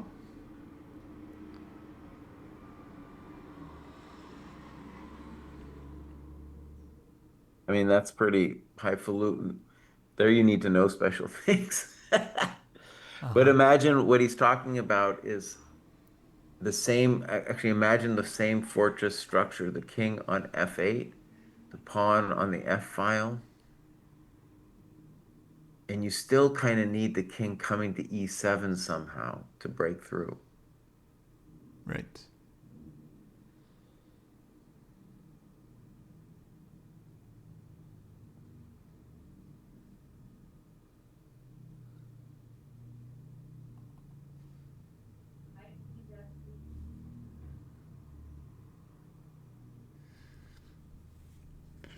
Yeah, no, it should be a draw. And let's say the obvious, our friend still thinking, trying to create something. It's seemingly equalish.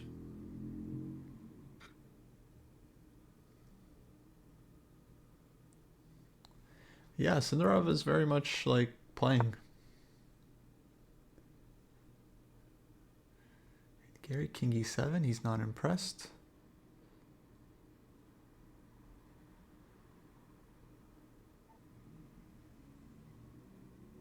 Yeah, and if you're white here, you just play it till the bitter end, right? Just go around and around and around and around. Yeah. Even if you know it's a draw, you're still gonna go forever.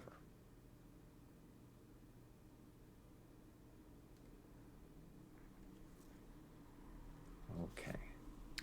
Yeah, color of the bishop matters. So yeah, with a dark squared bishop, then it's like very quickly over.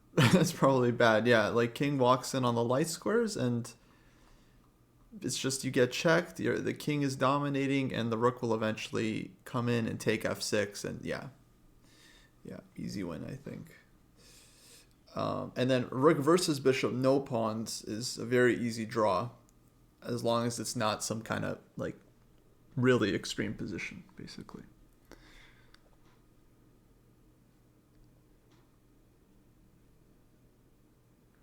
Oh, Fabi, bud. Yeah. So the way I'm not seeing anything for Fabi at this point, man. It's a real bummer.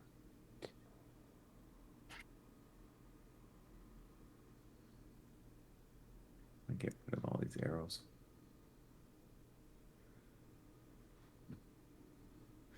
Rook and f pawn versus bishop. That one I'm not clear. Wait, what's the question? Rook.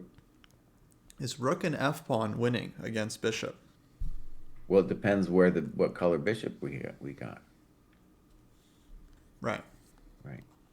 So, If it's what does the bishop need to do? Well, I think we just talked. I thought we mentioned that about 5 minutes ago. So the king sits on f8, the bishop stays on f7. No, but I'm Or understanding on the this as diagonal. like rook and pawn, like rook and extra pawn against Yeah, bishop. exactly. Yeah, that's what I was saying. Oh, okay, but you're okay. I thought you were saying there's like pawn on f6. Yeah, you put a pawn on f6. So put a pawn on f6. Put the king, I don't know, d6, white king d6, e5, black king on f8, and the bishop stays on that diagonal of g8, a2. But what if I put the king on f6? I think that's a big deal if you can get to the king to f6. But the black has to basically say no, you can't do that. I mean, So the end game is rook and f pawn versus light squared bishop. light square bishop. So, but dark squared bishop, it would be losing. That's my sense of it. Yeah. So it's like you need the bishop that's like not controlling the promotion square. And Tafosca, you're asking, should he push the F pawn? My understanding is that he could push the F pawn, but he understands this position to be equal as a fortress. So he doesn't have to. Mm-hmm. It's maybe more risky to push the F pawn because then you're giving up squares. So imagine the beauty of the fortress is the pawns control the dark, the bishop controls the light. Yeah, and he goes king f8, so he didn't even think about it. So he knows.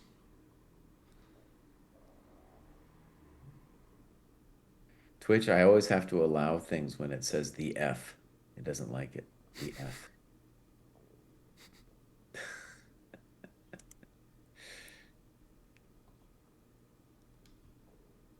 Oh, dang. Fabi's doing the big tank here. Wow. It might be a sign that we're out of juice too, that we just don't have any, even, we don't have any ideas for the guy here.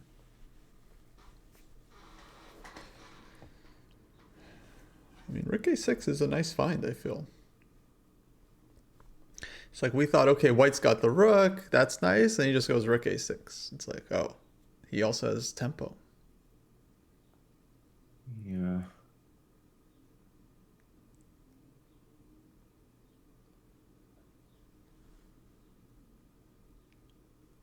Ah, it's a bummer. I think we've got two draws here, Kostya. Mm-hmm. We got two draws here. That seems likely. Let's check out the Fabi cam. He's interested. He's thinking.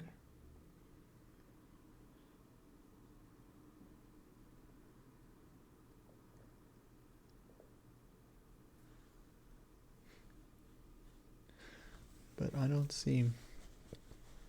But yeah, in the podcast, I remember saying, I was like, I think Naka is definitely going to have a bad first half. And then I thought that he would catch up in the second half somewhat. Unfortunately, it's bad enough that you're like, it's there's no catching up. Well, now, I mean, now he's not, I mean, he's not catching up to the leader, but I don't think he's going to finish last.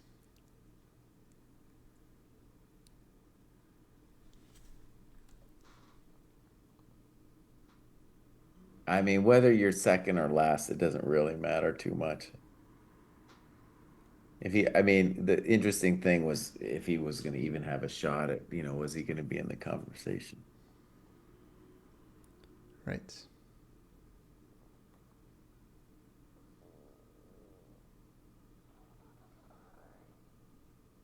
All right, I think I'm going to wait until Fabi moves, and then I'm going to go deal with my life, Kostya, my life. Yeah, sounds good. SC Penko, by the way, we haven't really been paying attention. He looks much worse. No, his position's tragic. He's up a rook. He is up a rook. We should mention that, Kraai. But not for long. I mean, black's winning something back here soon. I mean, he could have just taken the knight there, but he was like, no, I want a little bit more. Oh, he already could have taken the knight. Okay. So I think the point is rook c1, rook c2, rook c2, queen a4. Welcome to the dojo. Oh my god. Yeah. Oh my god. Oh, that's gorgeous. Yeah. Wow. Do we think, okay, obviously, let's just look at the standings for a second. Wei Yi's way down there in the cellar. It's hard to imagine. So if we imagine, obviously, like Fabi has an outside chance to catch the guy. Yeah. But dude, yeah. I mean, if Prague won this game, I guess we would say he's got an outside chance.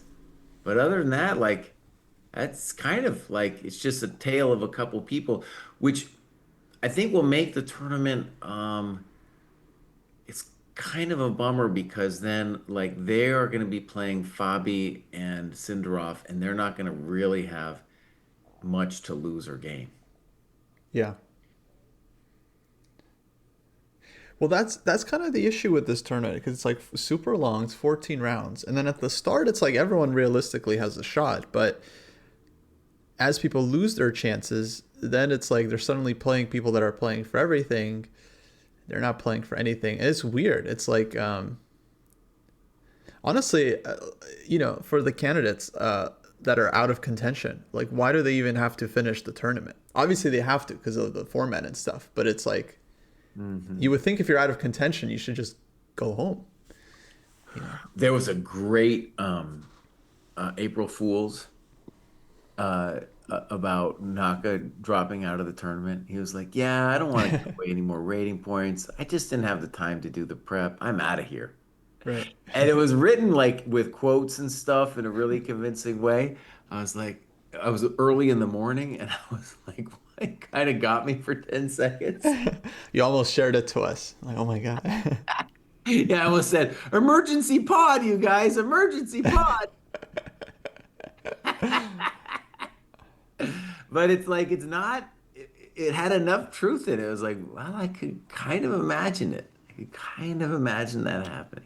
Also, Imagine too, it's not inconceivable. You it's know. not inconceivable. I think it would, I don't think he would do it because I think he understands that he's played enough chess that you, in any invitational tournament, you can't drop out. There's got to be like, not just a death in the family, but your own death. That's the only way it happens. Yeah, but like if he dropped out and then retires from classical chess after that, then there's not much they can really do to him. It would just be a very unsportsmanlike thing to do. And by the way, we're coming back on Tuesday, and that's the big Naka Caruana showdown. And the reason that happens is they want to put that game as close to the beginning as possible so that there's no chance of like countrymen throwing the game to each other. Hmm. But when you think about it, like if you, I don't think Naka would ever throw the game, but especially not to Caruana. Uh, but in any case, like it's from the perspective of the tournament, it's kind of already the case that Naka's out. And if there was going to be potential of throwing games, you're not really changing it much by forcing them to play each other early. Yeah, exactly. At that point, it's already if you're gonna collude, it's already very helpful to do so for Fabi. But yeah, I agree. Just very little chance of that happening. Dude, Fabi is now lower on time. He finally played King E7. We are anticipating Rook A7 now. We'll see if he's got an idea. I don't see it, by the way.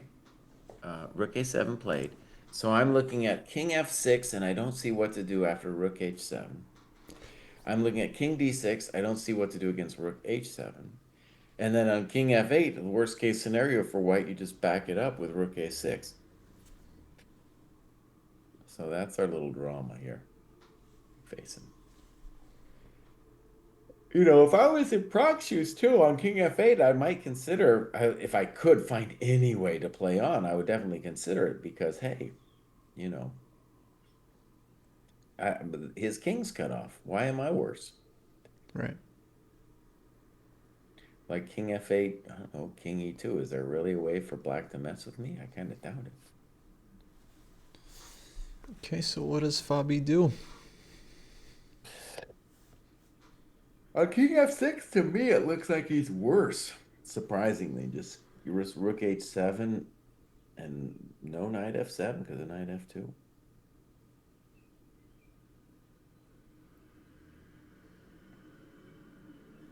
Unfair.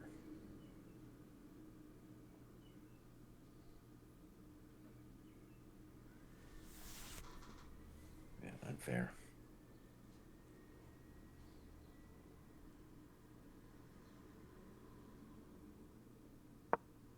Okay, we got some moves. King F8. Now, will Prague go for it? It's an invite. Yeah. It's an invite for a draw. Now, if you were super clever, you could repeat once and you would repeat once and then go for your crazy line. So, for example, one way this Russian trick of repeating once can really hurt a person is you could imagine a scenario where Prague thinks forever and then picks up his rook to play rook a6 and says you want to draw, and then Fabi doesn't do the draw. Mm-hmm. You know, that's a hell of a drug. Right. So get Prague to tank. Yeah. But no, Prague checks. Rook a6, and then we're gonna see if it just ends here. King e7 played fast. And Fabi, I think he looked up at the Geary game because he was like looking kind of behind him for a little bit there. So maybe he was just looking at the Sindarov game to see like what's happening there. By the way, my conception of how to play the position, that shit just went down. That just happened. Yeah.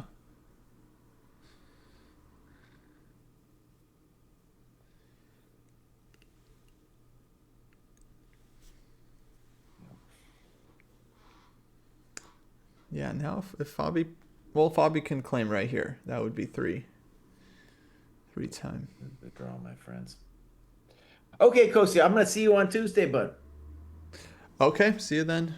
All right, my friends, goodbye. It was great. Fabi, buddy, you got to come around. Second half. Bye, everybody. Alrighty, folks. I think we'll stick around just a few more minutes, see what happens in these games. Folks, I have an announcement to make. Have you guys heard about this chess party happening in Stockholm in just a few weeks? In fact, we're less than, I think, 2 weeks away. I'll be there. They've invited me and the dojo out. So I don't know if anyone has heard of it or anyone's going, but if you're in Europe, Sweden, you still have a chance to go. Check it out, chessparty.com. Looks super fun. I mean, it's going to be, I think, a huge event, but I'll be there. I think Matt's going to be there. And yeah, they're going to give a full booth to Dojo. So we'll be at the expo. So maybe I'll get a chance to meet some of you guys there. I'll drop the link for you all. chessparty.com. If you're in Europe, Stockholm, 2 weekends from now, definitely check it out. Oh, and if you want tickets, use code ChessDojo. You get 10% off tickets to the event. I don't think they're too pricey for the 2 days, but yeah, get yourself discount, and hopefully I'll see some folks there. But yeah, I'm looking forward to that. I'm heading out to Europe actually in less than a week. And I'm first going to this chess and education conference, which is cool. Going to be a panelist. Talk about chess and education. Then chess party. Then traveling around a bit. Then I'll be playing Sardinia Open in beginning of May. So yeah, some fun plans for me coming up. Okay, Fabi at 5 minutes officially hasn't drawn yet. He's kind of ready to draw, but I think he's thinking, and looks like King F8 on the board, but with claim or without claim. So he plays it without claiming. He could have claimed. But he decides to let Prague claim.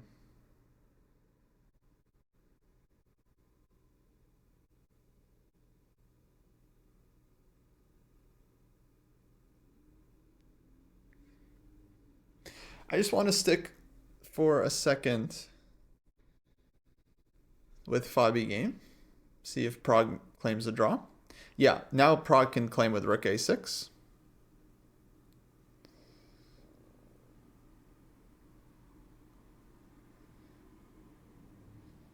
And we'll see if he goes for it or if he decides to play for a win. Fabi's a little confused. He's like, oh, don't you want draw? Prague's like, I don't know. No, maybe Prague wants to play a little bit Would Magnus win this endgame? I mean, I'm guessing it's a draw. I think if there was any chances here for black, then Fabi would keep playing, given the tournament situation. I think if there are any chances for black, Fabi would keep playing here. So I kind of trust his judgment. Would Magnus play on? Maybe, maybe not. And Prague, he goes rook a6, he doesn't claim. Fabi's looking at the... Okay, now Fabi's going to claim. He's like, all right, I'll claim. King e7. And yeah, draw agreed.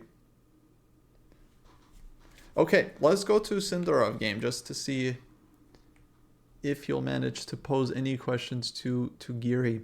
So yeah, this one I think is a draw, and I think it is a known draw. Like, it's not exactly like the endgame that I've seen, because the one I was familiar with, I thought was, let's say, pawns on f5, g6, f4, g3, and then dark square bishop. So it's like, again, you have kind of the correct bishop, but slightly different structure. But yeah, this one I feel like I actually have seen as well, because it looks quite familiar, this construction here, where white's king just can't get in. And so yeah, I don't think there's actually a meaningful way for white to make progress here. So check king f7. Yeah, why I thought it like might be winning is if, let's say, black allowed this, then this would be a very dangerous plan. But the king stays on f7 and f8. So Geary, I think, knew this because he put the king on f8 quite quickly. And yeah.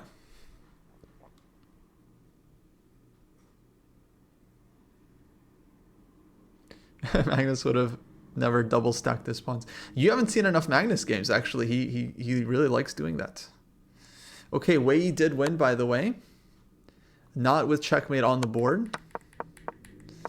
So here, bishop c3 takes, knight c1, check, and Esipenko resigned in a view of knight b3, queen a3, looks like. No, wait. Hold on, sorry. Knight b3.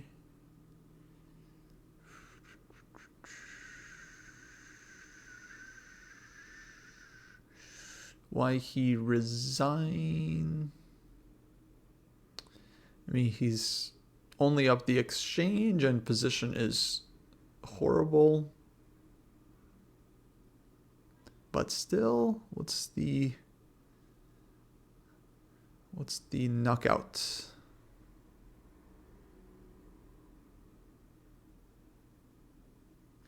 So queen a3, bishop d3. Oh, queen a3, rook b3. Oh. Hello. Hiya. Hiya. That's GG. That is checkmate.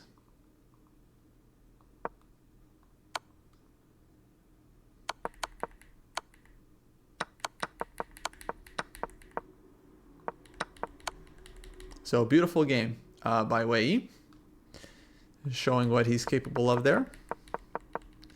And yeah, this one I think is going to be a draw. I don't know how long Sindorov is going to push it. Let me check the camera, but I do think Geary is extremely likely to hold this because I don't think there's a lot of chances for white. Like, okay, you just to show one idea, like I was thinking about this earlier, you can try to organize, let's say here.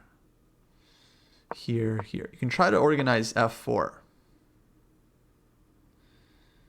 That would be one way.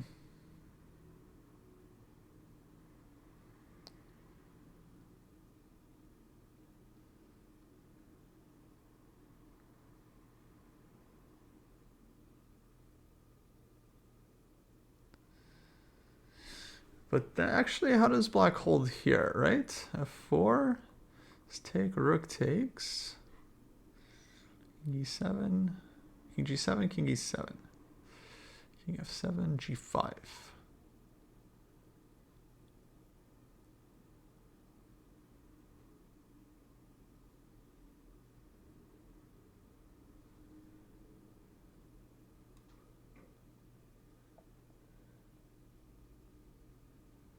Oh, and they're going right down this line. Okay, he just put the rook on b4 and bishop a2. Because he has to put the bishop on a2. So, okay, clearly he knows this. Because if bishop f7, then you get checked. And you either allow king e6, which is bad, or you allow king e7, which I think is also bad. And then bishop g8, you don't really want this, right? Because of check. Then you get into some zugzwangs. So that's not looking good. So bishop a2 forced, but now f4, right, is a question. It should be a draw. I think you take, rook takes, king, if king f7, g5.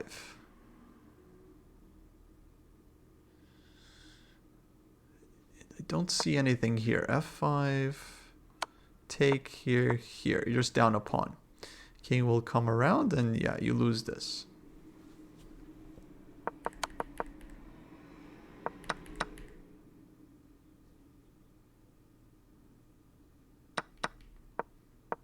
So maybe king here and king here. Ah, yes, this is in time. Yeah. I was miscalculating this earlier, but this is in time. Take here. And then you can attack the bishop, but it will come around. And it will take the pawn. Okay. So, yeah, that should be a draw. Syndarov's all that in 3 seconds. And now he's thinking, how else can he try to push? But I don't think, yeah, he's going to have chances. Okay, so we're calling this one draw. Let's go, let's just check on the women. Just curious what happened. Their games. And, okay, let's see. I heard there was a blunder here. Vaishali Tan Zhongyi. What happened here with Tan? Oh, no. Oh, no. Oh, no. Oh, no.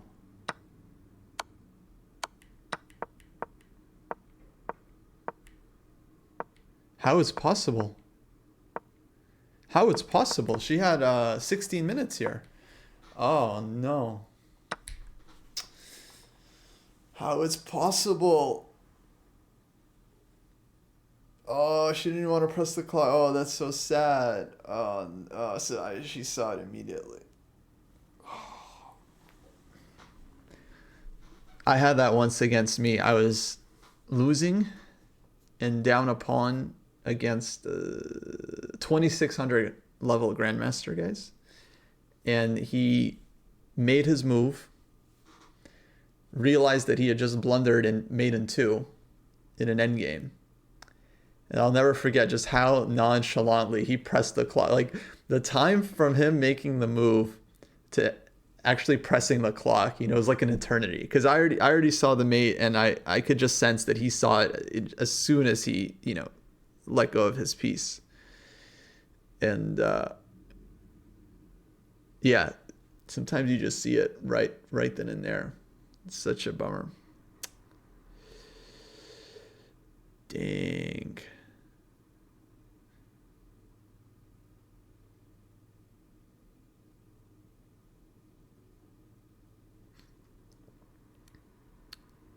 No, yeah, it's a very low level tactic, of course. Yeah, no, this is like first 10 problems of Puzzle Rush, basically. It's like really simple, but no, blunders happen. Blunders happen.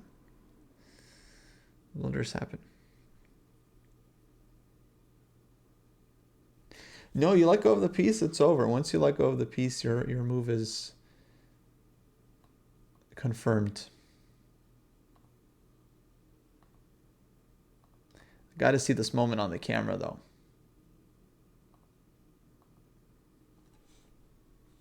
Because she was playing against Vaishali's time. Vaishali has low time.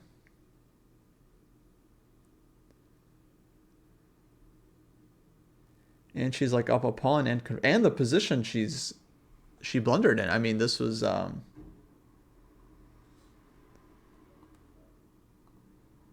quite good.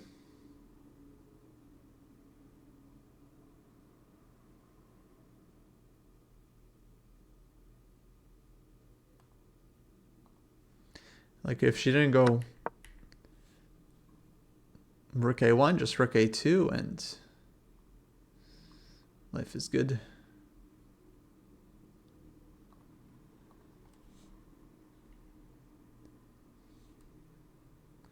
Yeah, why did these blunders happen? Like as soon as you let go of the piece, I think it's like once the move is made, it's like your brain kind of refreshes, and then it's like you see the position, and then all of a sudden you're like, oh my god, what have I done?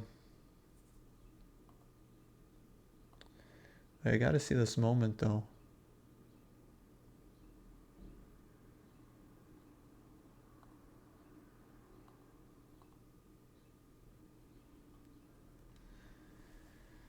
Okay, rook a6.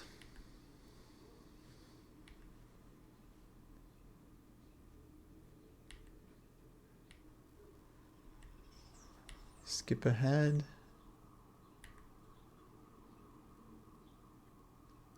And how does Vaishali react? Okay, rook a1, she lets go. And she's just like, oh my god.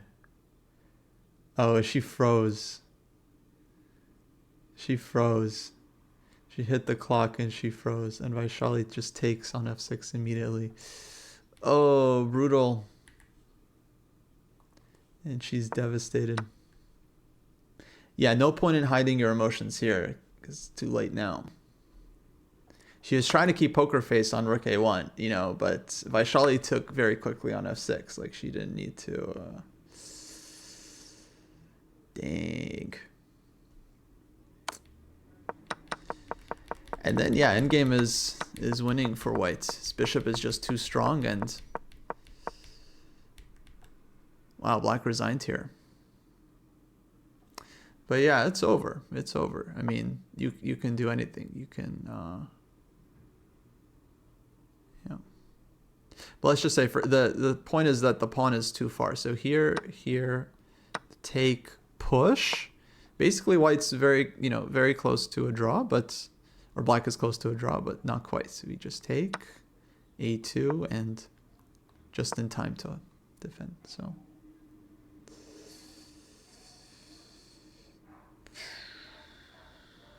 bummer.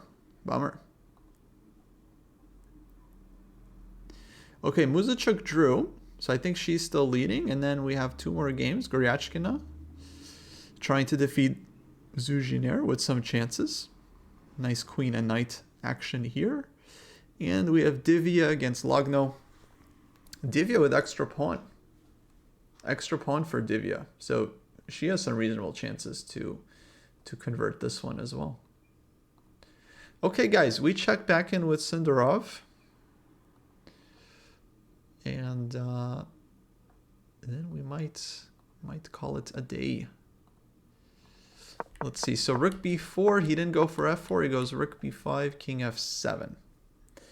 And yeah, maybe he'll try for something like this, but there's always bishop to b1 to reckon with. So yeah, should be a draw, folks. I think that's going to wrap it up for today's coverage. Couple of reminders. If you want to join the dojo, get a structured training program, a group of peers to train with, a whole community to support you, check out ChessDojo.club. We're running a special during the candidates. Who knows how long it's going to go on. If Sindarov keeps winning game after game, tournament might be over very soon. So if you want to sign up for the #1 fastest growing chess site according to ChatGPT, when I prompt it in a specific way, definitely check out ChessDojo.club and use the code CANDIDATES to get 20% off any membership.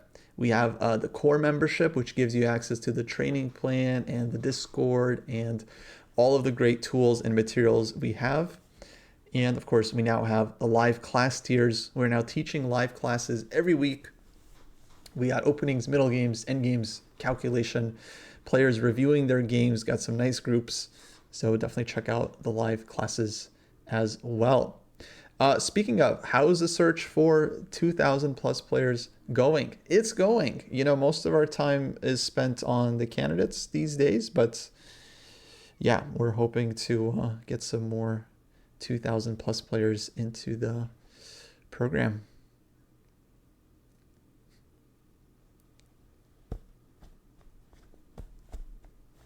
Okay, folks, that's gonna do it. We'll raid FIDE so you guys can see the rest of the end game there. I'm sure they're gonna cover the rest of the games, but yeah, that'll do it. Tomorrow, rest day, guys. Rest day tomorrow, so no candidate stream, but maybe we'll have different stream. And then we'll be back Tuesday with more candidates coverage.